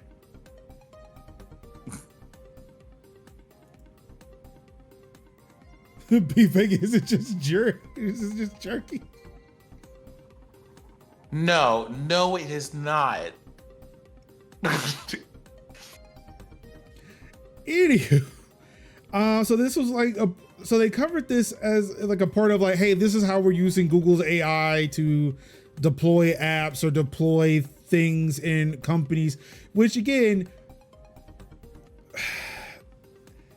sitting there and watching the things that you could do with AI, initially, like before they got to this part, because they were talking about how they were implementing it into their office suite for like Google Workspaces.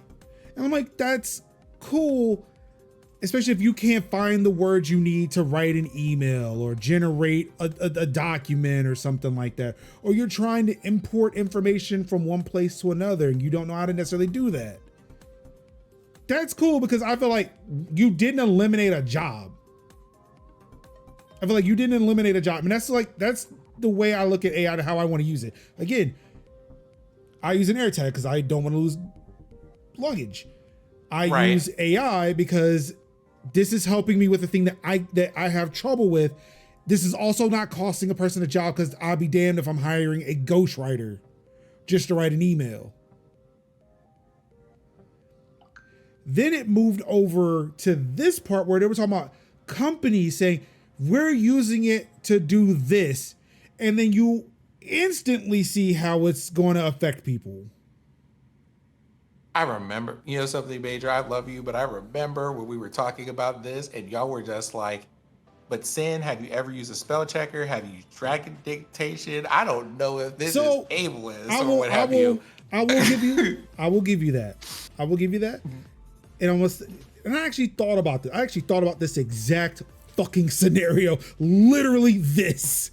I knew that somewhere, like I didn't think that you were going to bring it up, but I knew it was going to be in somebody's head that Major said something to Sin about, why are you so bad on AI? And I'm like, yes, I am going to have to address this at some point. So here we are. Well, I mean, but the thing is, we did during the Power Wash Simulator. Like, if you have not watched that episode of Third Place, you should. The conversation was excellent about this topic. But yeah, ultimately, I'm sorry. That's to say, like, that's not to say that I have any hard feelings about it, because I don't. I see where you were coming from at the time. It's the same kind of, you can't be afraid of everything just because there is the very real concern that someone somewhere along the way might do terrible things with it.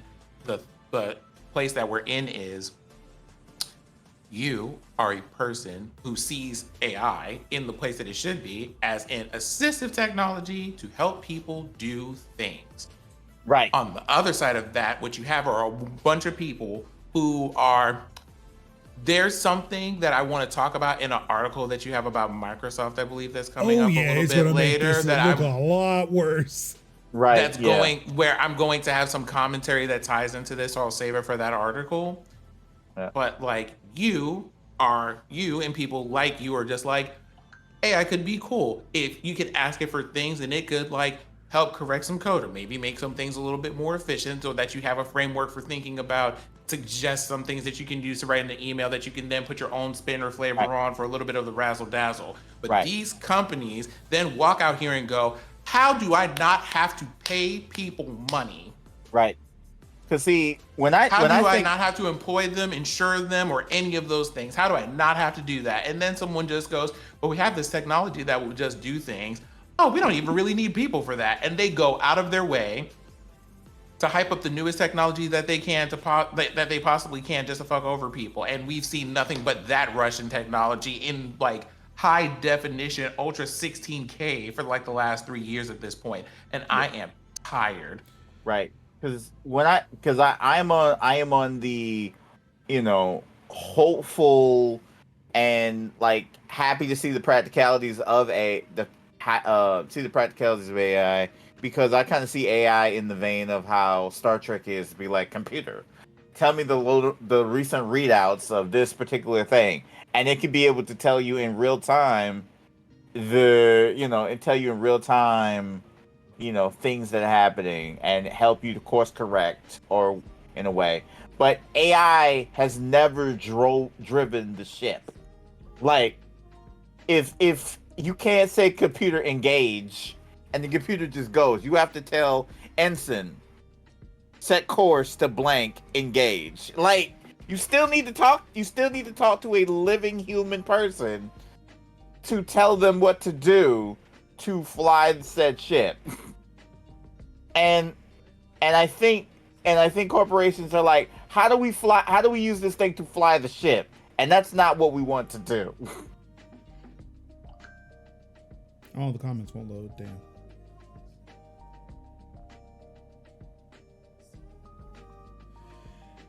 Well, Sin has mentioned it. He's activated my trap card.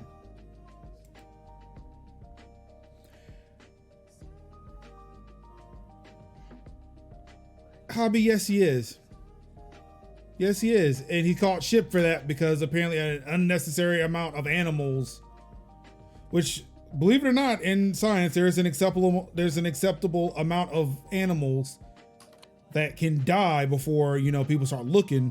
But yeah, Neuralink killed a lot of animals.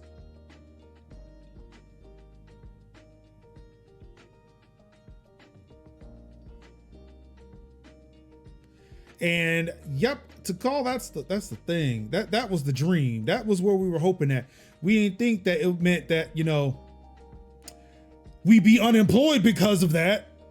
Well, like, here's the thing. There were some people that I thought were far more cynical than they needed to be, as those who were just like, these people are going to try to like use robots to replace our jobs in the future, and then we're not going to have anything. But people like myself who were kids were just like, I see people that I care about and want to connect with and who are adults talk about how they are so tired from doing so much work all the time. And it would be so nice if there were something there that they could do that would make their lives easier, so that they had time to do the things that they wanted to do, not to replace them. And that's kind of the difference in those perspectives. Yeah, I was being facetious. Oh no, that's just being addressed to Cal in particular. Oh, okay. Yeah, like the whole thing of like we just had that dream, like, technology would make our lives easier. Like, we'd have the Star Trek thing of where we can ask a computer to give us data that would take forever to research, and we can have it nice, formatted, spoken to us. Right. And go on about our lives. Mm-hmm. Or the fact that we can have driverless cars that, took us from point A to point B. That way there won't be any accidents. Right. But mainly we were thinking about that from an aspect of, like, now granted, that one, that takes jobs away somewhat, but only if it's like I'm replacing my personal car. Instead of what's happening now, where they are making taxis. Yeah. They're not selling us these cars. They're putting them out there for taxis to replace taxi drivers and Uber drivers. Which then in and of itself replaced the Uber driver, replaced the taxi cab driver then. Mm-hmm. And then at some point we're just gonna get Johnny Cabs. And it's just sitting here and I'm just like thinking about this, right? Where it's all of it, but then also the way that all of the conversation just has people turning on each other and not ever once looking at these people who are making these decisions and going like, I feel like we should just like have a word with them in a side alley. I mean, like I said, look, it's okay to be mad. Just be sure you know who you're supposed to be mad at. Mm-hmm. So yeah, Microsoft, quote, meaningful harm from AI is necessary before regulation, says Microsoft exec. Did anyone suffer at least $1,000 worth of damage because of AI?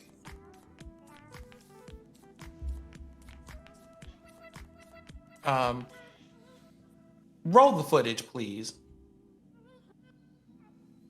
You mean this one here?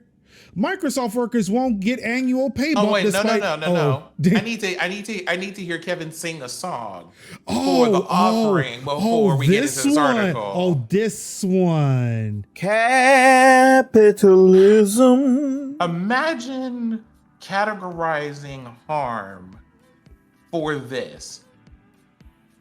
Only, like, imagine that the only way that you can imagine harm is, did something cost you $1,000? Hey, Hobby, thank you so much for gifting the sub. No post Xbox. Awesome. That is some absolute nonsense. Literally just did it cost you $1,000? Oh my word. And then the idea that this should not be regulated until we are able to quantify how much money it causes. And of course, in technology, that data lags. So, like, by years, generally speaking. So, what do you even mean? And not to mention, they're probably going to move the goalpost every time we try to quantify it anyway. Like, I have thoughts about this person that it is against the terms of service of this website to say. Conveniently, these thoughts were spoken at the World Economic Forum. How did you not get booed? How did y'all not get booed off the stage? Because everybody at the World Economic Forum are just like them. Not They're the millionaires and billionaires who get together to talk about how do we shape and mold the economy. Not us coming full circle to my Davos comment. Oh, and do you see who is, contributing to this growth summit at the World Economic Forum? Mm-hmm. Who is it, Major? Who is it? CNN. Yeah. You remember when I literally seen my governor and Sin's ex governor in Davos, I saw everything I needed to see. Or when you see the Hunger I'm sorry, Kristen Cinema. Mm-hmm. Every time she's in front of a camera, she look like she's about to eat a Hunger Games child. Where she's stroking a pet of indeterminate like genealogy, like it's a pet. It looks like is that a monkey? What is that? Is that a marmoset? I don't know what that is. Is that a some poor exotic animal.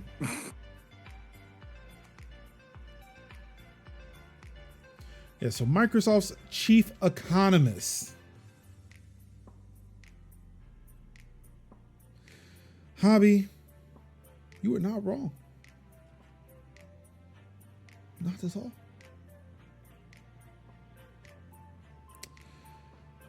But yes, while he is arguing that, hey, if you've lost $1,000, then maybe you can complain. His company, I guess, they gained $18.3 billion. But if they, gave their annual cost of living raises to their employees, maybe they would incur a $1,000 loss. And, they don't want that problem. It's just the idea that it's micro. Of course, it would be the tech companies to do this. I really shouldn't act like this is brand new in any way or shape or sense of the word.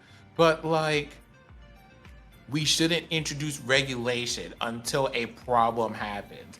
When your whole business model is predicated on trying to anticipate problems because you are a whole tech company. I hate y'all so much. Now, see, you shouldn't be fans of CEOs, but I mean, there are some that I do hold in a higher regard than others. Satya Nadella was one of them. Until this. Microsoft CEO Satya Nadella said in a memo to staff obtained by Insider, or I guess that's Business Insider. It just says Insider. I don't know. Yeah, it's Insider. It's business. Yeah, I see that. The economic conditions are to blame for the lack of a salary bump this year. Paul, just hold on. Nadella said, "We don't take this decision lightly, having considered it over several months." For the quarter that ended on March 31st, Microsoft posted revenue of $52.9 billion, up 7%, and a profit of $18.3 billion, up 9%. Microsoft had $26.5 billion in cash and equivalents as of March 31st. Despite the rosy results, Microsoft employees are not getting pay increases. Nadella's own pay increased 10% from 2021 to 2022, rising to $55 million. Now, I want to point out here, for the sake of argument here, I know that there's going to be some things about that, but the raises that they're talking about are from 2022 to 2023, which Nadella also does not get. They mentioned that part later. Don't care. Like, that part matters because here's the thing. From what we can read in this article, everyone else got their appropriate pay bumps or whatever else. So I felt a way until I read like, oh, okay, so if no one's getting these bonuses, I might have some feelings about the amount of money that y'all are making, but at the very least, no one's getting things. That being said, why do you have $55 million? For doing what? What are we doing? That's a lot of money. You cannot make that amount of money being the president of the United States for 4 years. That part. Some hourly roles will get pay bumps, but full-time salary employees at Microsoft will not see increases. Nadella also said the company will not overfund the bonus and stock award budget for 2023 as it did in 2022. It is now more in line with historical averages. Microsoft's promotion budget is unchanged, Nadella added, so workers who move up will see pay bumps. The executive went on to say that the lack of salary increases for full-time employees also applies to himself and other members of the senior leadership team. I mean, again, that would hold more water for me if you weren't living in a different atmosphere. Stratosphere. Yeah, or if you weren't living in the stratosphere already. Like, nothing gets more expensive for you. Not in a way that's materially important whatsoever. Right. Absolutely not. But things do for me. And I think somebody should have tried to be sarcastic when I posted the article. And someone said, man, I guess they can't afford that second Tesla. I got to get a Mini Cooper. So I'm like, that's not the fucking point, because again, like, I'm gonna have to choose this. Like, I would have just been like, I guess I'm gonna have to choose, but I'm gonna have to think. Well, Nadella's gonna have to think really hard about whether or not they want the fourth car or the other $1,500. Again, iPhone. Nadella, sure, but I think this guy was more or less talking about the employees themselves. I know the only comment I'm going to make is here for Nadella, because like that's all that they get from me. It's sarcasm, but for the employees, it's just like this is stressful. I ignored it because it's like, okay, you're just being an asshole. But like it's like it's that thing of like that's that class warfare that all these motherfuckers at the top want. They want us who don't have anything or have very little to fight with those who have a lot, but still not as much as the motherfuckers up there. Like, the thing that's wild to me is a bit bigger than this article, right? Because you get into this whole concept of economic downturn, and it's one of those, y'all want to be risky and do the absolute most, but then the moment that an economic downturn happens, and these things happen because they are normal cyclical things, and you learn that in economics class in like 8th grade. Y'all will sit here and just wait and then be like, all the people that we didn't have good reasons to fire, we can do that now. Mm-hmm. All the people that we didn't want to like give pay bumps, we now have a reason or a backdrop to delay that indefinitely, right? And you don't have to work for it. It's just you have to understand in the economic conditions that we're in that we can't do that, because people don't understand that whole. Well, some people don't, right? Don't understand the level of like, but that company made $18 billion. Someone from up here, well, that only does so much and only goes so far when you have to consider all of these other things. And it's kind of like, you make $55 million. We got you 18 billion with a B dollars this year. You can afford to pay everybody however much, like probably twice as much, and not be bothered by it whatsoever. And the only difference between like what you're doing here and not doing it is, but you could have more profit, I guess. Or you don't have people who, it doesn't ruin your reputation if you fire people for reasons that will otherwise be completely inane. It's just like, y'all really? But you're not thinking about the important people. The people who are trying to decide between the third iPhone and whether or not they wanted another Toyota Tacoma. I don't know, but the shareholders, You know they can't get the Toyota Tacoma. Their credit cards have them locked at Aston Martin at least. First thing, you said shareholders. You want to know what the one thing is? Why are these people called shareholders? They don't share anything.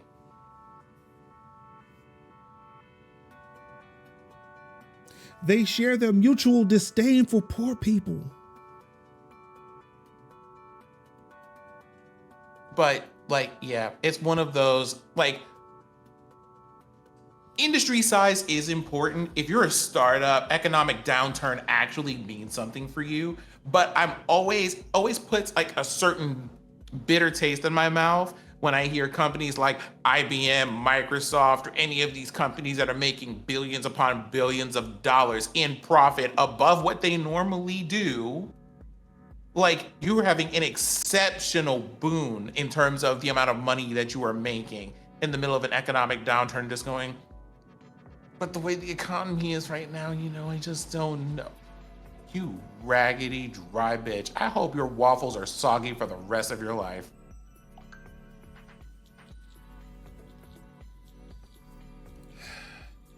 Well, that's it for tech news.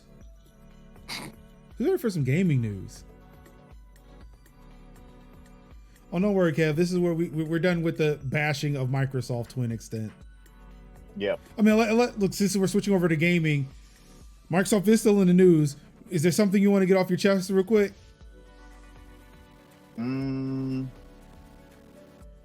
not really. Nothing Microsoft related in gaming.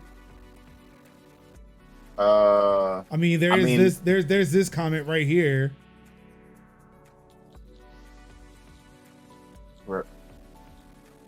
Redfall's great. Nah. I mean, would you like to share?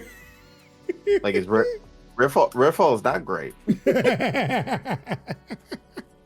Like, the bugs itself did not help the experience, but it was not good from the inception, because, you know, we were literally going through like whole sections where we really didn't have those really awesome set piece moments where wow.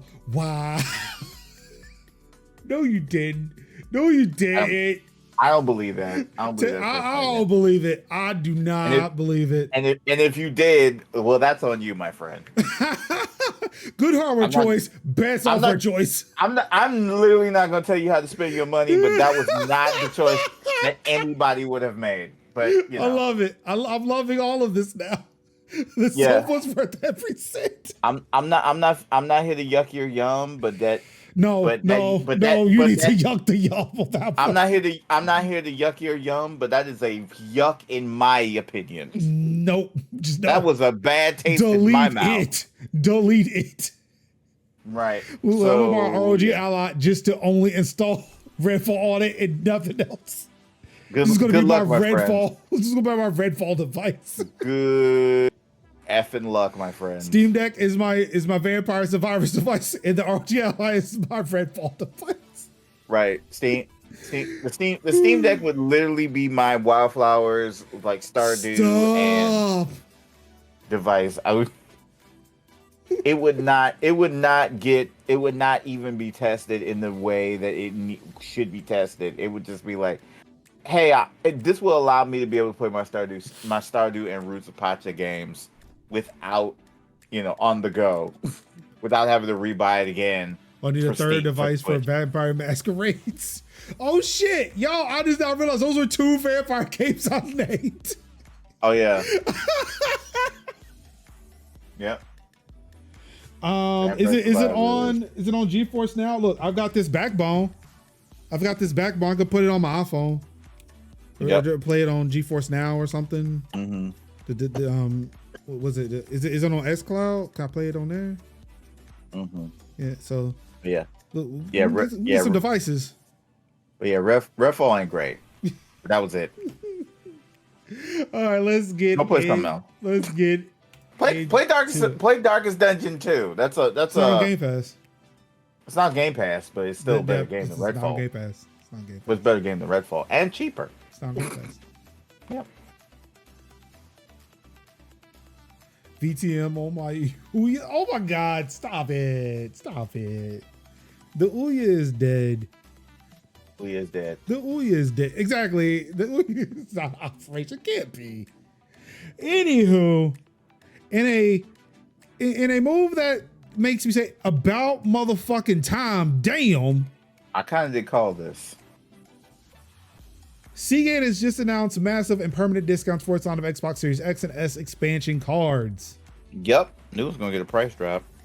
Well, I mean, once they were starting to announce those, or once it was starting to leak that those other ones from WD Black were coming out, I was like, okay, at a certain point, you cannot launch a new line and then they be like cheaper than the ones that exist or as expensive as the ones that exist.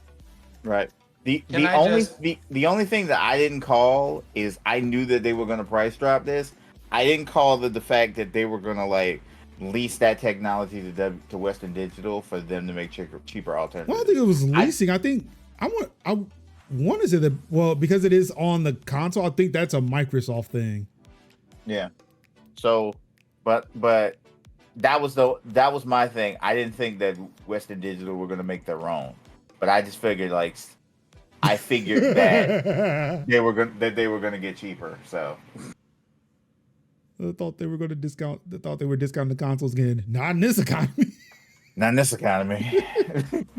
Not in this economy. When they can get full price. According to Seagate's new pricing, the 512 gigabyte expansion card will now cost you $90. It was $140. 1 terabyte will cost you $150, which was $220. And the 2 terabyte model has recommended retail price of $270, which was $400. See, damn. Okay. Discounts. They are discounts, but let's actually compare some things because I justified those costs at launch. At launch as being appropriate. However, 3 years or 2.5 years have passed, and those prices did not keep up with the prices of those SSDs. No. So, because we were looking for Gen 4 PCIe SSD. Can I just say, I feel like there's a very big coincidence here that we're not talking about. So just to put this out on the floor here, I feel like there's also that really big decline in all of the crypto and other related nonsense and the reduction in price for these things. SSDs weren't a part of it. There was supposed to be storage-based crypto, but I don't think that took off. No. SSDs didn't have anything to do with the crypto. You were still able to find good price, like amazingly priced storage during all of that. That was the only thing. Only the storage. There was a storage-based crypto. And I was like, no, thank you. No, stop, please. No, we are not doing this today. All right, so Major said, I will turn the ship around. Ooh, so quickly. All right, well, damn, this is out of stock, but we do have the price for it. So again, 2 terabytes of this NVMe, this PCIe 4.0 NVMe M2, which is what you can put in PCs. You can put this in an PlayStation. This is what I was basing those costs of back in the day. Scamcoin. Yep. It was Scamcoin. I don't know. So of course, I'll look at the 1 terabytes because that was the only one that's available at launch. You can get this drive right now, $76. They are still expensive as shit. 1 terabyte expansion card is almost twice as much as this NVMe drive right here.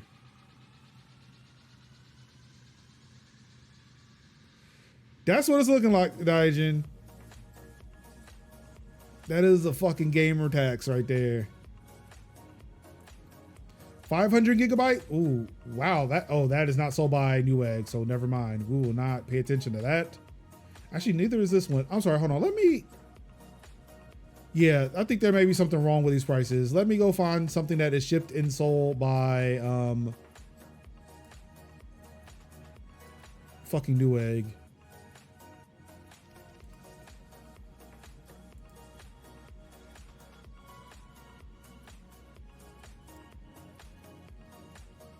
Okay, here we go.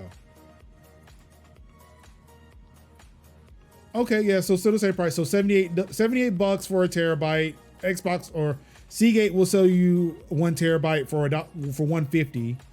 I wish it was $1.50. 50 gig. What the fuck? Why was there only a $5? Ooh, that is sad. But even then, Seagate is still overcharging you for 512 gigabytes. 2 terabytes out. You know, sometimes I just hate that I don't have a job sometimes. Because the way these prices are pricing. Mm-hmm. And even if you're not looking at the discounts here, like even the MSRP, so like I said, I think this is what, 80 bucks or 90 bucks.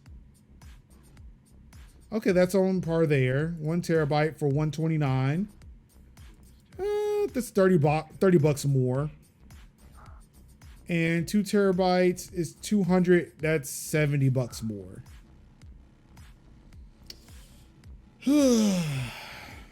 Yep. Hobby, it sucks, man. So yeah, the prices went down, but they are still fucking expensive. Yeah, they are.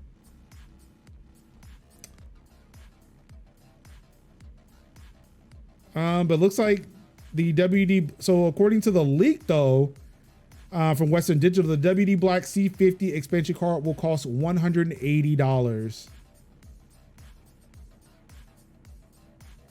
So you're saving $30 by sticking with Seagate. Yeah. But it's still fucking expensive. Yeah, it is. But that, say it with me now, proprietary equipment. I can do you one better. Capitalism.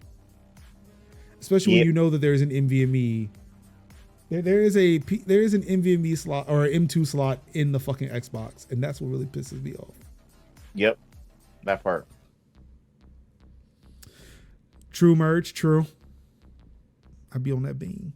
Well, wait, that's coffee, not caffeine. But and here's this one.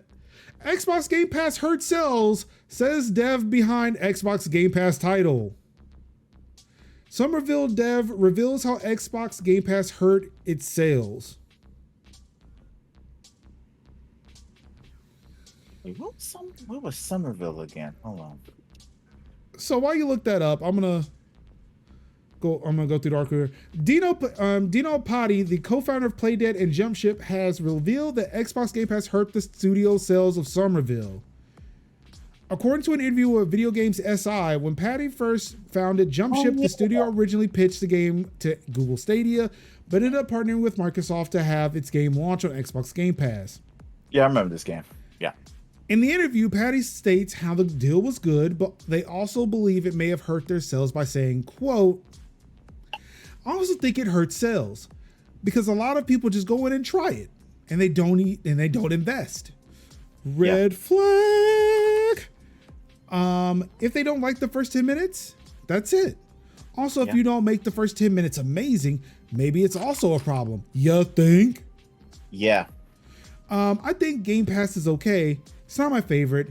My favorite is the old premium model where I sell you on some video on big images and you earn $30.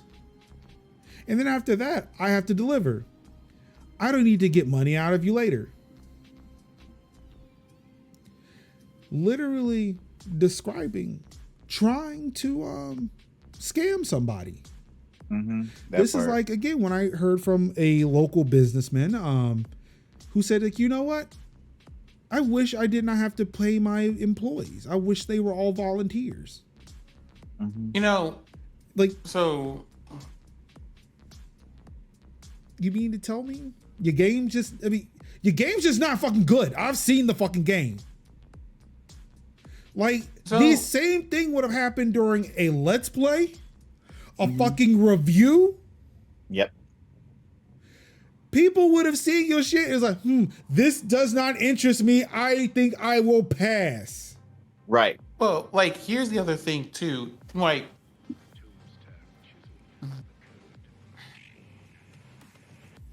it is exhausting to read takes like these from people where I'm just like, but the take is ahistorical. Yeah. Right? The environment in which you could do the thing that you described also was an environment in which video games were made entirely different. Because at this stage of the game, we're getting games that are just like, we've made a minimum viable game and we're putting it out here for X amount of money or what have you, with DLC packs and other stuff. As it, like, on the other side of that, for example, I didn't buy Final Fantasy Tactics like that. Final Fantasy Tactics was like, here is the entire game at whatever price it is, but it is we didn't have anything extra to do with that. There aren't unlockable characters that you have to download. There isn't like a special code that we're gonna come out with later on Christmas that allows you to have an extra area in the game. This is the whole game. Yeah. We're not in an era where you sell the whole game. If y'all are over here making complete experiences and not making not making the profit that you want to, maybe this conversation makes sense. But that's not how most games are made at this point. So you about all that. Well, Let people try stuff. Well, because to be fair, I also Somerville was a completed game. this one. Okay. So, well, you know To something. them, I mean, go to ahead. you, maybe not, but to them, that was 1.0. Yeah. I'm gonna leave that comment right there for a second. The other thing is, in the earlier area of video games where people were spending $30, we also got like sample CDs in the mail. If we were in video game magazines and stuff like that, with here's a sample disc to try with some games on it. If you like this game, buy the full version of the game. Here's where you can go and buy that. It'll be at your local electronic boutique or whatever else. Or it comes out on midnight that you can buy it on Steam, or whatever it is that you want to do. It's not my fault y'all either, one, don't make games that are compelling, two, don't know how to make compelling trailers, or three, all of the above. Yeah. Plus, games. I feel like that games go on Game Pass because they want games to get the most coverage that they could possibly get. So that if people have access to them, then if, say, game is not on the service anymore because games are not forever on Game Pass, then you could be like, all right, I remember playing this on Game Pass. Or hey, how do you feel about this game? Because I've seen you play it. Or I remember you talking about it. Well, let me explain how my feelings on this game. So that's also a bit of a sell. That's also a bit of a sell to the game too, because it allows people to play games that they subsequently wouldn't have played. And that's why I like Game Pass in the vein of like, I like Game Pass in the vein of like the indies, because it allows me to be able to play games that I've never really been able to play, like Donut Country, The Gardens Beneath, Unpacking, Tinykin. What was another game? What was another game that I played because of Game Pass? Chained Echoes. Like it is opened up the door for me to be able to play games that I wouldn't have been able to play, whether or not I didn't get a review code, or I wasn't really interested in the game, but now I have access to that game, so I was able to try it out, and it's good. Wow. No, I'm not thinking about Redfall. No. They're trying to come for your neck, Kevin. I can't believe it. So Dodge asked this my question: whole did they neck. ever reveal how developers made money from Game Pass? So there's still a part of it where it's like, hey, they get money. Back in my day, I had to walk uphill both ways to make those sales. 15 miles in the snow. Anywho, I want to say during the whole initial back and forth fighting between Sony and Microsoft in the UK, it was revealed that Microsoft and Sony would sit there and pay for these exclusives to be on specific platforms. Yeah. Wow, Hobby. I'm gonna need you to relax.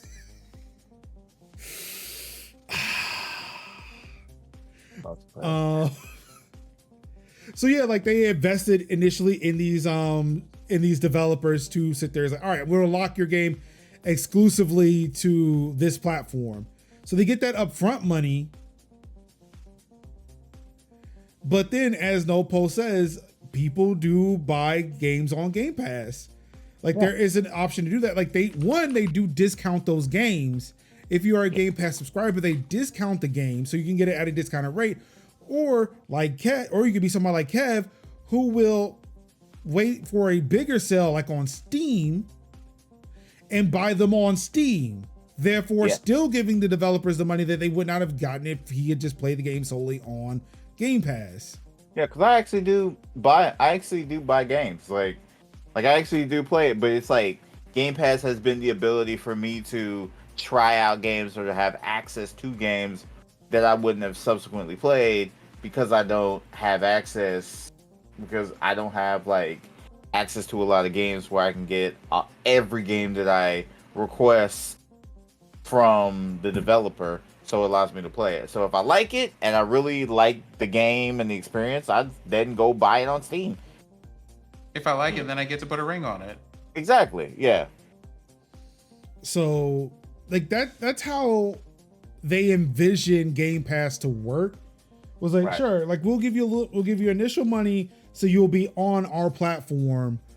And then like once you're there, then you should be able to sit there and like if people like your game and they want to continue to play it, then they can buy it in the store. We'll offer it at a discount, so that way it would be a bigger incentive for people to buy those games.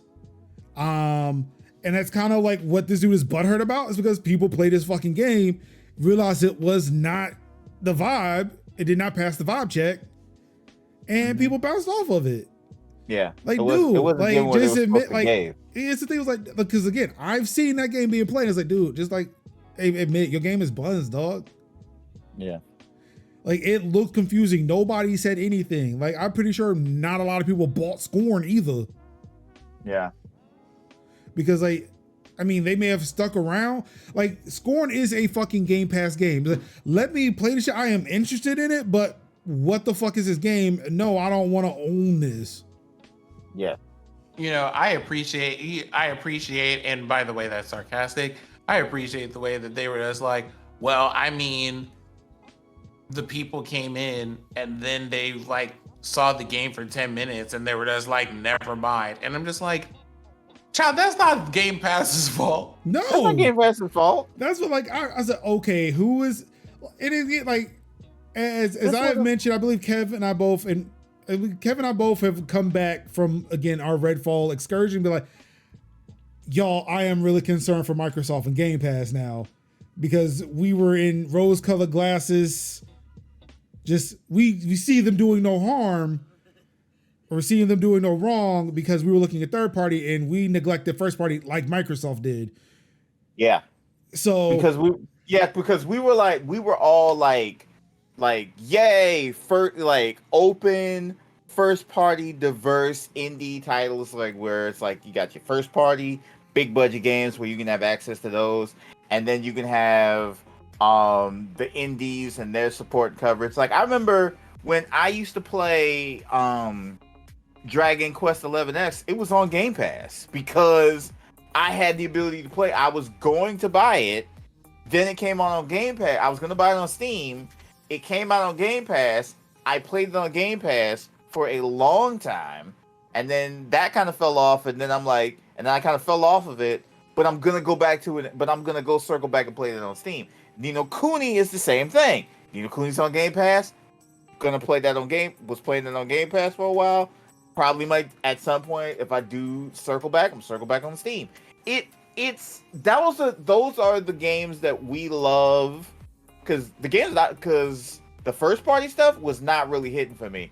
It was not Halo, it was not Gears, it was not Halo or Gears. I'm really waiting for a Fable game. Like I'm waiting for Fable. Everybody's waiting for fucking Fable. I'm waiting for Fable. I'm debating on if I want to dabble with the Outer Worlds so that when Outer Worlds 2 comes out, I'm at least familiar with that world. I need right? to try Gears Tactics again. Gears Tactics, like Gears Tactics. I need to try Gears Tactics again. You know, like the non-conventional of the games. You know, like, oh yeah, Gears Tactics, because I loved hated XCOM. I want to try that out. So, but yeah, we weren't really concerned about the first party games, because when I mentioned, I think when was it? Like, was it last week when I mentioned SnowRunner? When I reminded you about SnowRunner again? Last week. Oh, so last week. The sim stuff. Yeah. So I was like, you thought about SnowRunner? Because I remember I had MudRunner on Epic, and I didn't know if you had knew about SnowRunner on Game Pass. So Midnight Suns is not on Game Pass. Yeah, Midnight Suns is not on Game Pass. ... Yet. It's always a possibility. And there literally has been some games that I would not have played if it was not Game Pass, and Major knows exactly the one I'm talking about. That's Marvel Avengers. Oh. I would not. I didn't. Yeah. But okay. It's like, didn't. I did not see that coming, but okay. Right. But yeah, like I played and finished that main campaign solely on the back that this was on Game Pass, and I'm like, well, I might as well take a look at it. And there've been many times where I'm like, there's been many times when I'm like, when that boring derivative gameplay, I was like, I would have been incensed if it was not for the fact that this was on Game Pass. And what Hobby says, I thought you were gonna say Back for Blood. That's another game. That I would have tried, with the exception of my homies then sent me the my bestie, thank you Cassie, sent me the Ultimate Edition, so I now have that game and all the DLC. I wouldn't have played Dead by Daylight if it wasn't for Game Pass. I sure as hell wouldn't. I wouldn't play that. I wouldn't play that as a joke. That's the only reason we are able to play that game once a year in October for Tech Talk Thursdays is because of Game Pass. And when it gets removed, damn, we tried. Oh, damn, we can't play it no more. Damn. Oh well. My Xbox Game Pass Ultimate lapsed that month. Damn. Right. Yeah. Specifically on October 31st. Which is wild, because I think we could then play we could probably play, if that happens, then we could probably play World War Z on Epic. It's also Bad for Blood. That's all there too. But I also own that on Steam. Right. Even for me, like that's also like when Guardians of the Galaxy showed up on Game Pass. Yeah. Literally after I finished playing it on Steam. Yeah. Like I bought that Christmas Day. I went to my I went to my sister-in-law's house. Her husband had it on his PS5. I was like, this is a cool game. I want to play it. So then I went and bought it on Steam. And then like literally the day after I finished it, they announced it was coming to Game Pass. Like, man, if only I waited like a month, I could have played it on Game Pass. But I was fine. It's like, this was a good game. I'm glad that I was able to buy it and give them the money for it. Because knowing me, I wouldn't have bought it because I would have played it on Game Pass. And yes, I would have been the bad, terrible person. Yeah. But I forgot what the fuck I was initially talking about when but more or less like, how before Kevin, I was singly praise the Game Pass, and this isn't to sit there and defend like this, like with the Somerville dev somehow. This isn't to defend Game Pass. No. Microsoft still has some shit to do now that we have been awoken to the fact that, oh shit, first party is definitely a fucking problem and they should fix that. Right. Hopefully June 11th we'll find something out. But this is to say that no, do not blame Game Pass for your game being shit. Right. This ain't Game Pass's problem. This is yours, dog. This ain't a defense of Game Pass. This is more like us checking being your like ass for checking you. Yeah. Because you wrong. Yeah, because like maybe because of Game Pass, people were allowed to play it instead of like, and again, you got your money, But this would have been no different if some people played it and 10 minutes in and were like, "This is mid," and then refunded it on Steam. Yeah, because like Twitch is a thing, dog. Yeah, YouTube is a thing. Twitch is Like, a thing. YouTube is a thing. This is on GameSpot.com, a website that talks about video games. Right. They would have played this too and said, I don't know.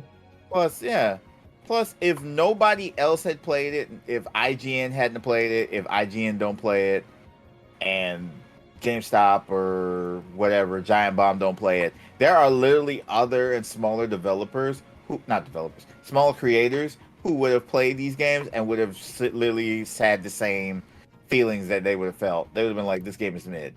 Like, but they would have been. They got a 6 fair from GameSpot. Right. The good, uniquely structured story with shades of an unreliable narrator. Alternate endings make for significant changes and secrets. The bad, much of the final act ignores puzzles entirely. Both its big picture and family drama storylines feel undercooked. Depth perception issues can leave players fumbling about. So here's a fundamental gameplay problem. Right. So it's more than that. Yeah. Like if people are having trouble playing your game in the first 10 minutes. Yeah. That's on you, bro. As we said about another game that Pulse keeps bringing up, like, for games not fun in the beginning, it's not fun, dog. Just saying. Anyway. Yeah. And mind you, there have been things on the other side of it too, where people have taken like advantage of policies like that allow people to try things. I want to put that out there because there have been games that have been like absolutely excellent, but someone just went, I'm going to see if I could play it in less than 2 hours Steam. And then return it to get my money back or whatever from Steam. But like those cases, annoying as they aren't like as heavily frequent. It's just like, hey, just make a game that's more interesting. I'm not saying you have to like blow the whole load right at the beginning of the game, but like I can't have a boring first 10 minutes when we're also adults with full-time jobs who are playing video games on very limited time. And there you have it. In sad news that hits close to home, Ubisoft layoffs see up to 60 jobs lost. This was yesterday. Ubisoft announced yesterday job cuts to its customer services team, with up to 60 positions expected to be lost across the UK and US. In the UK, Ubisoft operates a customer relations center in Newcastle, and in the US, it runs a similar team based in Cary, North Carolina. One developer writing on Twitter said they have been laid off today with no notice and were now desperately seeking work.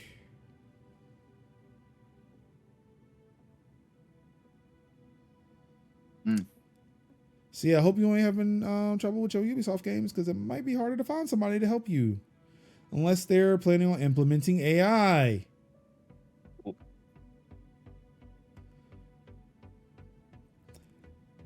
Uh-oh. Y'all, do y'all see who that is? Do y'all see who that is? Who just hopped in the chat? It's the motherfucker. Goat! If you don't peek the microphone, you better peek the microphone. There are people preacher. sleeping now. So Go. there are people sleeping now. So I can't do it. Idios and Aka's in the building with the raid. Hey. Anka, I know you're still sitting beside Discord. I know you got a mic near you. You should hop in. I want to hear. Yeah. Wow. Oh, I thought Anka said that. I thought Anka had said that her AirPods jumped out. Yo, what's good? Hobby Painter NYC with more gifted subs. 15.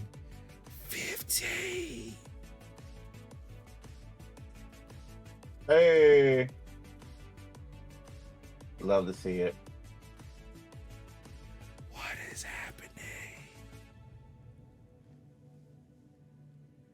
gotta love it. You gotta love it. This is what this is about, baby.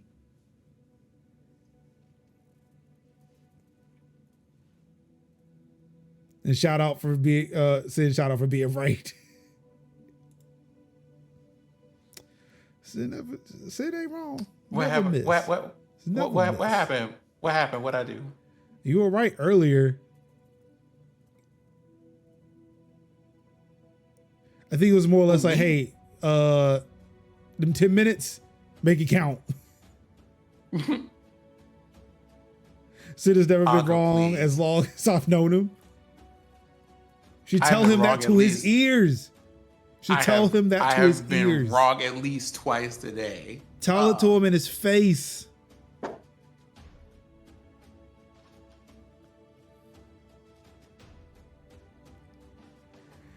But yes, unfortunately, I know a few people who work at Ubisoft, especially with that in the customer services team. So yeah, I should probably check on some people, make sure they're okay. Yeah.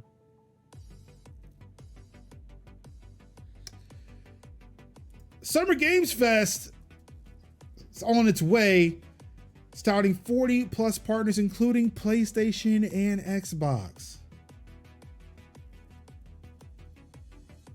With all the festivities beginning on June 8th. Look at this list. Look at this list. From ABK all the way down to Xbox. Steam is even getting in on the festivities.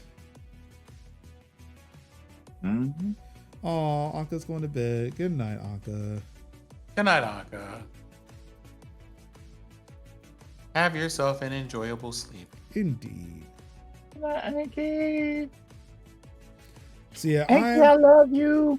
So just so you know, I am hoping to at least have 30 videos out this summer. I'm hoping. Some of these I might skip, I don't know. But I'm hoping to have 30 from Summer Games Fest alone. Mm-hmm. Also, if anybody knows where I can find a calendar, like, is there a Google Calendar for this thing that I can save? Because that's how I need to keep up with what's going on. I don't know what's happening. That would be considerate. There used to be one, but I don't know where it's linked. I want to say Jeff Grubb had one, but he hasn't mentioned it, so I'm kind of bummed. So if anybody knows where there is a Google Calendar with these dates for these events, please let me know. All right, ladies and gentlemen, now it's time for, this seems like something that would drive traffic if someone made one. I know. Ladies and gentlemen, it's time to get to the nitty gritty. Of course, we're talking about the Asus ROG Ally. We now have the important information. It will be releasing on June 13th, starting at $699.99. But if you wait a little bit longer, Q3 2023, you can get one for $599.99.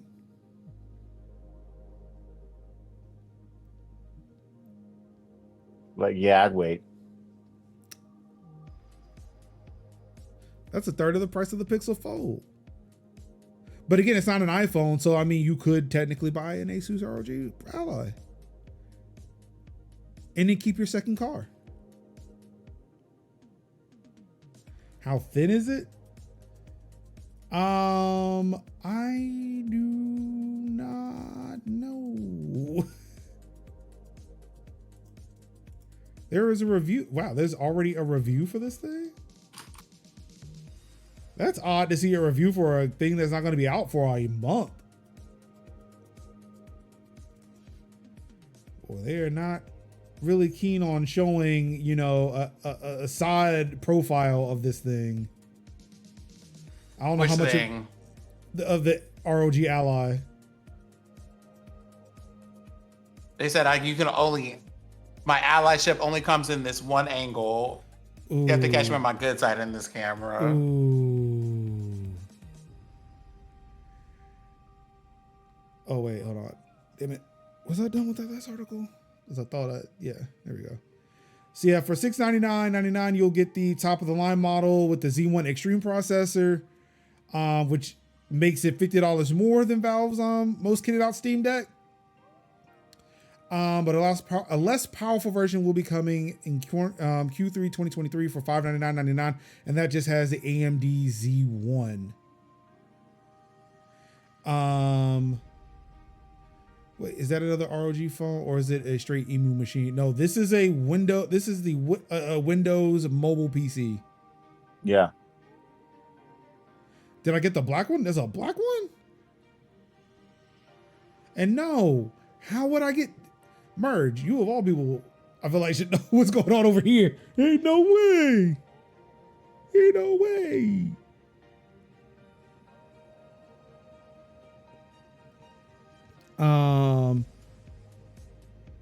So let's see. Yeah, the pairing of its AMD Z1 Extreme processor and 16 gigabytes of speedy LPDDR5 RAM seems capable of running PC games with fewer visual compromises than we've become accustomed to on the Steam Deck. Not to mention its 1080p display is a high resolution and it doubles the frame rate up to 120 Hertz for smoother looking gameplay. Okay, I gotta highlight this one. I love this. Can I do Zoom calls on it? No post says that it is thinner than the Steam Deck. Wow. Oh. Javier says, I bet it comes with Teams installed. And it's running Windows 11, so yes. Just yes. Of course.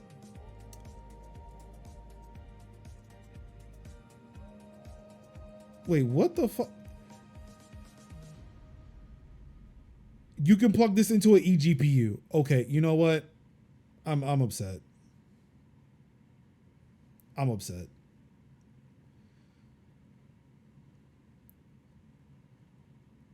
So yeah, there's also there's a comparison table. We can kind of compare everything going on. Let's see, everybody's rocking 1080p except for the Steam Deck. The AN Odin is rocking. Oh, that's also running Android, but the AN Odin and the Logitech G Cloud both running Qualcomm. I'm surprised that they did not include the Razer was it the Razer Blade? No. The Edge. I've yet to come across a game system that had games as great that I had on my Atari 2600. 8-bit games were fun for they were so simple. St. Clinton, come on, man. Let's see here. Also, the only limit. So there's only one SKU of the device, or there's only two SKUs of the device. There's only because they're only giving 512 gigabyte SSDs to the ROG Ally. I don't think I was going to care about the Ally, but FOMO kicked in when I got the Best Buy email and ordered one. I mean, it is technically better than the Steam Deck, and I would like to have the Ally.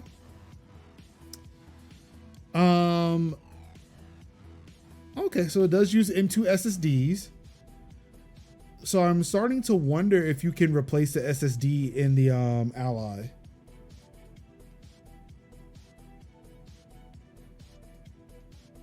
Oh, uses faster SSD cards. Again, it has the eGPU support.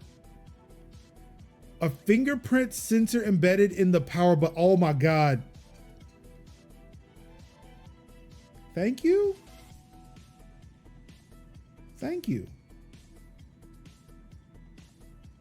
That's all I can ask for. Oh yeah, Windows Hello. That's nice. That is nice. I mean, I guess it would be easier for them to support. It would be easier to unlock a Windows PC that way.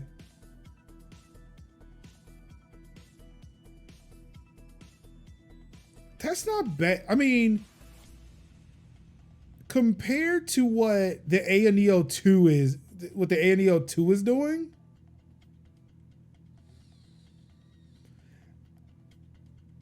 I mean,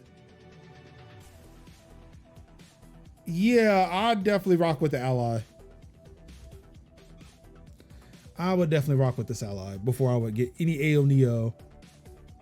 But again, still going to say that the Steam Deck, viable option.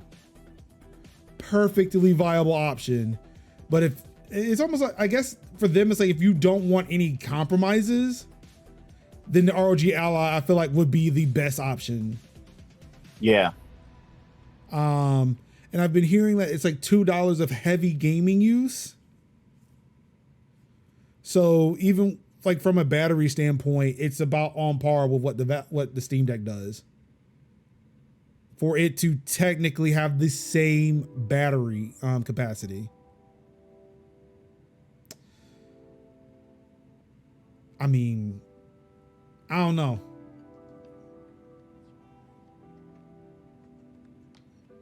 For $50 more, I can have 1080p at 120 hertz.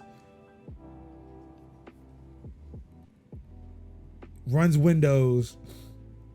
It can technically last 2 hours.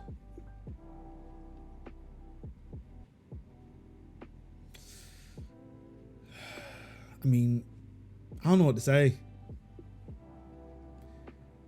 If money was no object, and you had a choice between the Steam Deck and the ROG Ally, what are you choosing?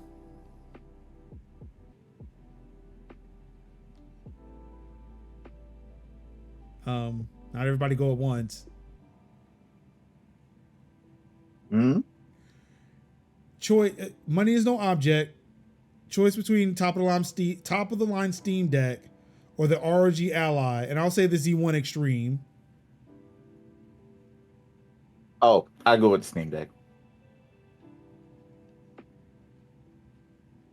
While Sin looks like he's. If I'm going to pick one, I think it would also be the Steam Deck, just because mod nonsense.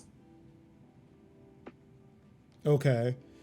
Let's see. Takal, who activates my trap card, I was willing to get him to answer it too. Now that we have all the information, it is official, and I can stop arguing behind leaked information. I mean, at $600, it would have been fine if there was an option to put Chimera OS or Steam OS on it. Wow, so everybody is being loyal to the Steam Deck. I don't know enough about the Steam Deck to be loyal to it, so. But I'm saying, like, everybody's going Steam Deck as opposed to, like, I don't know, the ROG Ally is here. Because I'm like, yeah, I would. Because you like bespoke solutions. Is that a bespoke solution? No, I feel like this Steam Deck was more of the bespoke solution.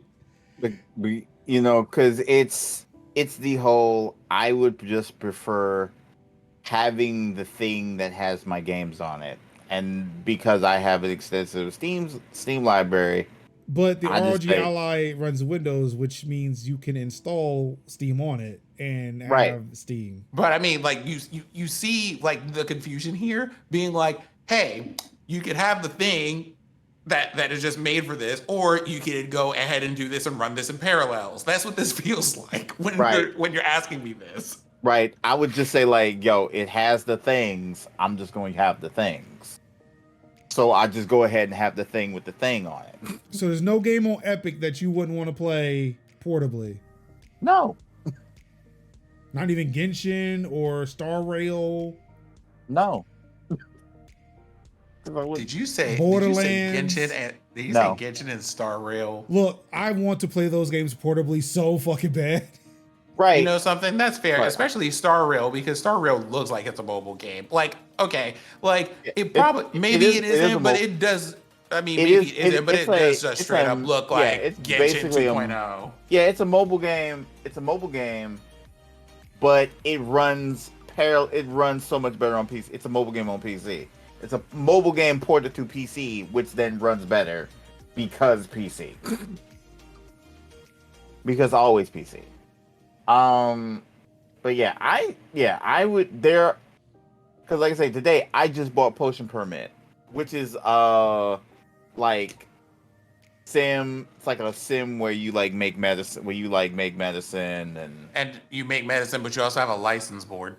yeah. See, okay, so I'm following this Tycho's train of thought here, and it's at a point where, again, like I mentioned, I would love to play Genshin Impact. I would love to play Star Rail. I would love to play Power Wash Simulator on my Steam Deck, Right. but I can't. Right. Well, So technically I could if I did cloud gaming, but that's the thing. I don't want to do that. I don't want to be beholden to having an internet connection or trying to fumble with a browser.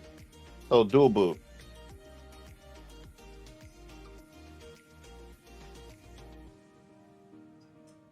You get all the loveliness of like Steam OS for the Steam games, and then the non-Steam games you just play on the Windows mobile instance. Yeah. Okay, see, I feel like there's a problem with that, and I feel like Like I say, how many times back in the day did we not dual boot Windows but and you're Linux? talking about a PC. This is a PC. If it runs Windows, it's a PC. What is Okay, it? so What is you it? What is can do it, Yeah. but again, it's the firmware. Like, can you get access to the BIOS in order to do those things, right? And that's the issue. That was a problem I was having, because as far as I'm concerned, I have not been able to get to the BIOS of the Steam Deck, or maybe I have.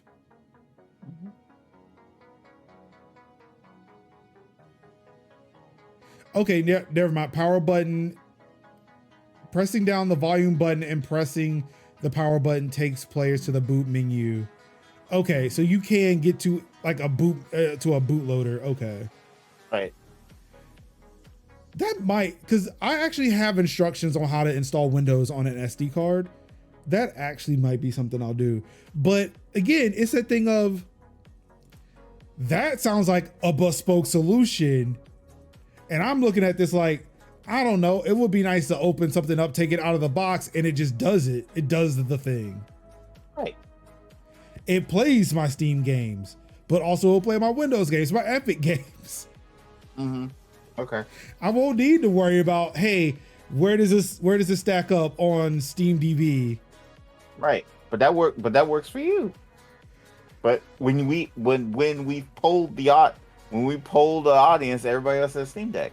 I would also like to remind you that the audience is very biased to technically minded people who can do the things like that. Yes, I get it's a part of the fun, but I am looking at the average person who does not enjoy this shit. Who doesn't enjoy what? Like doing all the hoops to get things to work on a thing it was not designed to do. Yes, it is fun. I love it. But also, Major. You act like whole mod communities don't exist. Major. again, whole mod communities exist.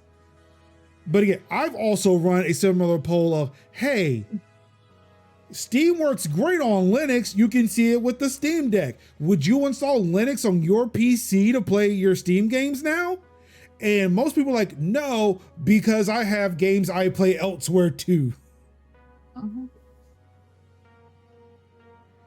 And again, True. this is why we're saying, like, I mean, it's like Tycho said that the Ally should have had Steam OS from the get-go. I would say no, because people are looking at other solutions to try to get games working natively on their mobile PC, and they can't with Steam OS. Right. Steam OS is great. It solves a lot of problems for people who want to stay within the Steam ecosystem, but this is also screaming of Apple. Of, man, I would love that Android app or that Android feature on my iPhone, but the OS on this device won't let me do it. Mm-hmm. So I will go to another place that has the things I want to do and then do it over there. And I feel like a lot of people, well, let's see. I feel like it's the inverse with the iPhone, where people want to be locked down because blue text bubbles. I feel like when it's coming to this, unless they're trying to save money, people are going to try to get the thing that runs Windows. Okay. And that's fair. No, just no. Steam does not equal apply in any ways. The comparison isn't apt. Yeah, we need to have conversations somewhere else because again, I get some of it, but also the thing of I can't install the Epic Game Store on my Steam Deck. This is a problem for me, and this is a problem for a lot of people who want the Epic Game Store, who want to play Fortnite. Yeah.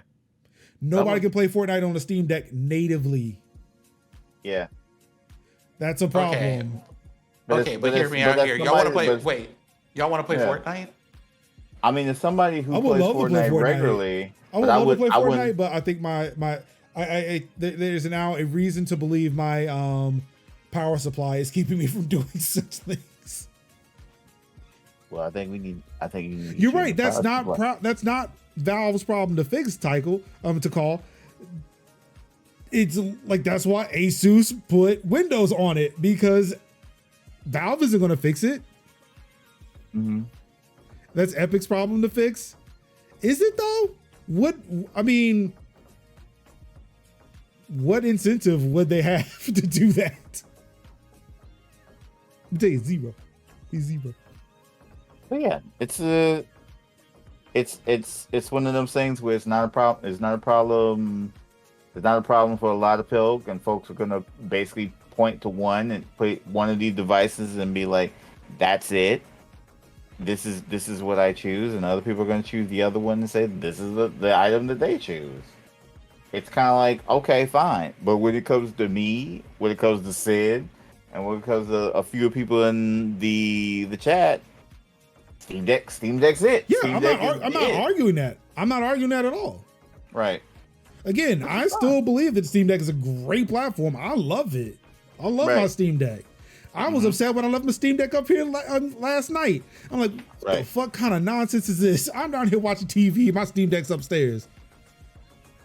Like, I get that, but also like looking at everybody, like looking at the average gamer, I imagine like they would want Windows because outside of this group of people who does shit like this for a living or for a hobby, some of our hobbies became our living. Sad face. But yeah, like outside of this group of people, I feel like the environment is different. And to sit there and say Epic needs to have a platform of themselves and then also be able to run Epic Game Store on that. No, it's too much siloing. It's too much siloing. And then it also that brings in to cause other argument of there's too many handheld PC devices.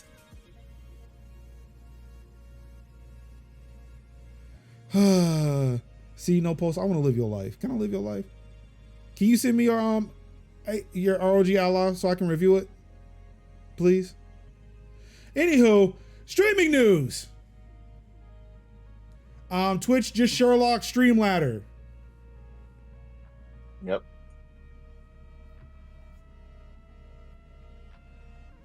I'll ask. Or Tycho, let's just put this on Discord. Let me know what I said that proved you were right, and we'll discuss offline. Because I feel this is the NYPD conversation again. Yep. Twitch made it easier to edit clips for TikTok and YouTube Shorts. Yeah. So for those who do not know what Sherlocking is, Sherlocking is when, a big company who wasn't doing a thing, saw a cool thing that a smaller company was doing and said, hey, we're going to do that. We're going to build it into our platform and say, fuck you. Shout out to, Sherlock. No, it was, oh God, what was the name of the Google product? I can't even remember now. Like when they tried to make like a Google social media, but it just did not happen. Google Plus? Google Plus? Yeah, I think that's what it was. Because I could not remember it to save my life. No, it was Google Plus. It was Google Plus. Oh.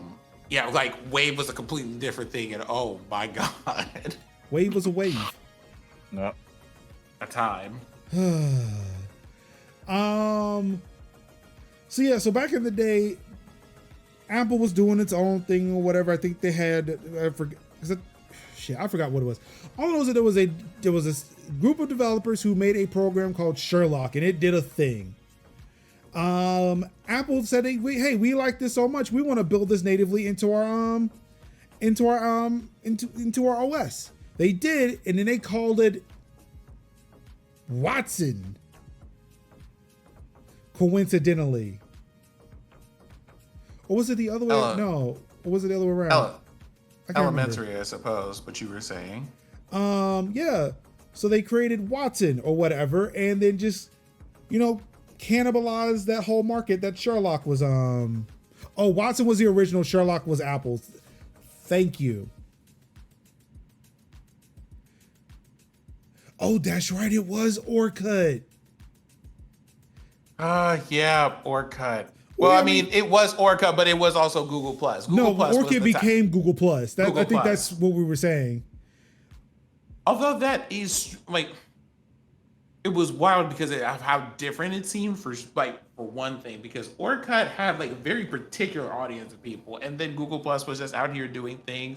And I remember seeing like Facebook look at some stuff and go, cool, like extracted a handful of things, and then we're just like, see, hobby knows. Okay, yeah. I see you. So yeah, Twitch decided they wanted to take Streamladder's lunch. They created a new video or clips editor. Let me see if I can get this up here. Put this in a new window. I'm gonna bring this over here. So yeah, they create engaging social media videos with a clip editor. So I'm gonna go and I'm gonna grab one of our terrible Redfall clips. So you can go ahead and click edit, bring stuff in. Like now we're talking about the moon. So this is that moon footage. So of course, like now you can sit there and try to drag the box around. As you can see on the left side, it's kind of reshaped, like kind of like in real time positioning where that stuff should go. And then of course I can sit there and move this camera around, the camera box around, so that way you could always see me. And yeah, so now your videos are TikTok ready. Just off the rip. And so yeah, you can do the split, you can do the full, so that way it only shows that. And then they automatically just put your handle up here. Mm-hmm. So now you can do everything you want in Twitch and not have to sit there and use a third-party site to create these TikTok and YouTube short clips. Streamladder. Let me show you Streamladder real quick. So yeah, from here, okay, damn it. I'm gonna grab that link real quick. Damn it, that's not what I want. Just give me the clip URL. Oh my God, thank you. So they move shit. So yeah, essentially what you can do is you can take the clip URL, put it in here, and you can sit there and choose how you want it done. What was it? I guess they've offered the square one. I guess if you want to put it as an Instagram post. See, I can click that, hit split. This goes around my camera, select the game feed, and then boom.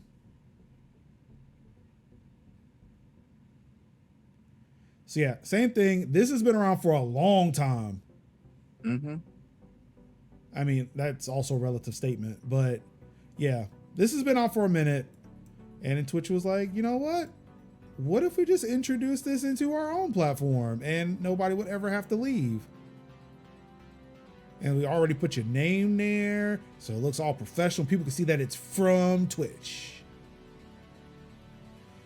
And this is just as soon as I fucking learned how to do this in Premiere.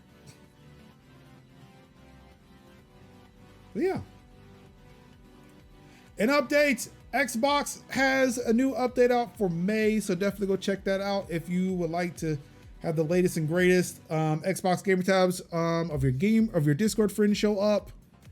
New sort and filter options in the Microsoft Store on Xbox.com, and Xbox wireless controller firmware update. I should probably do that.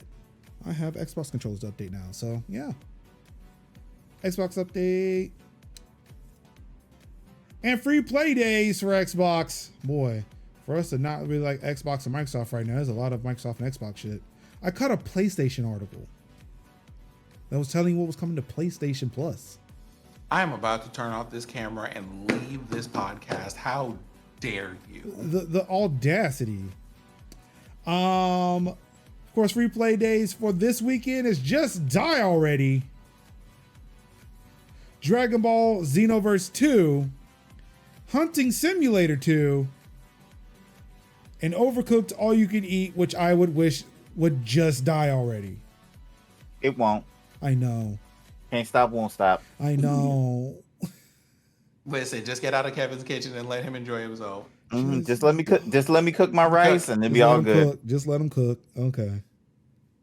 Just let him cook. Yeah. Just die already.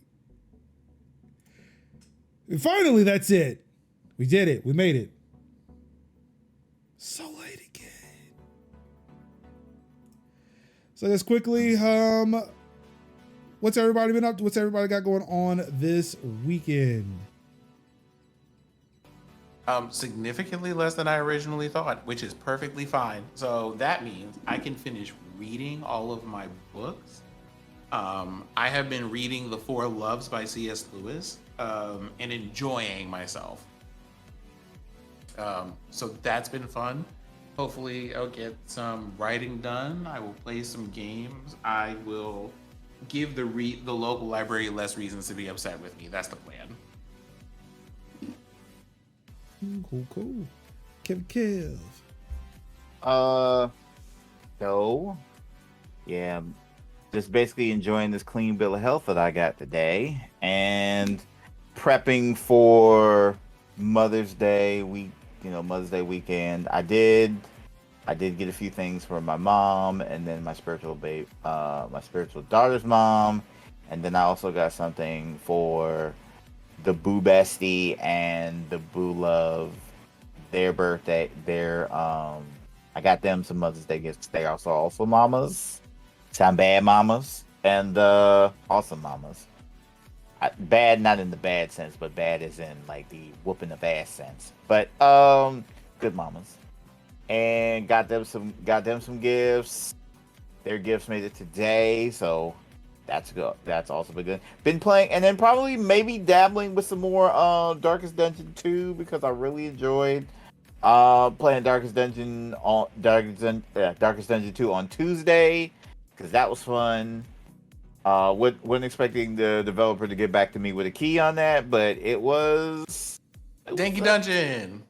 Yeah, thank you, Red Hook Studios. Like that game was fun. It's definitely weird, like having to drive the stagecoach, because it's like oh, you drive a stagecoach and you pick particular routes and then you drive down those routes, avoiding things, driving around, running into things, and that's your battles and having those battles, and then it's like, oh my god, meltdown, resolution, attacks, duelist advance, which gives a nasty counterattack, which I love so much with Desmus.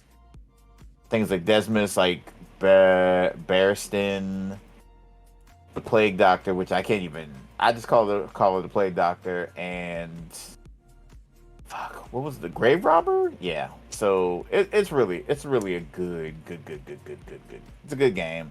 I'm enjoying it a lot. I might probably be playing this. I like unconventional roguelites. So yeah, that was good. It was a good time. And I don't know, just and also trying to find time to actually start playing Honkai Star Rail because I was gonna do it before, didn't get a chance to.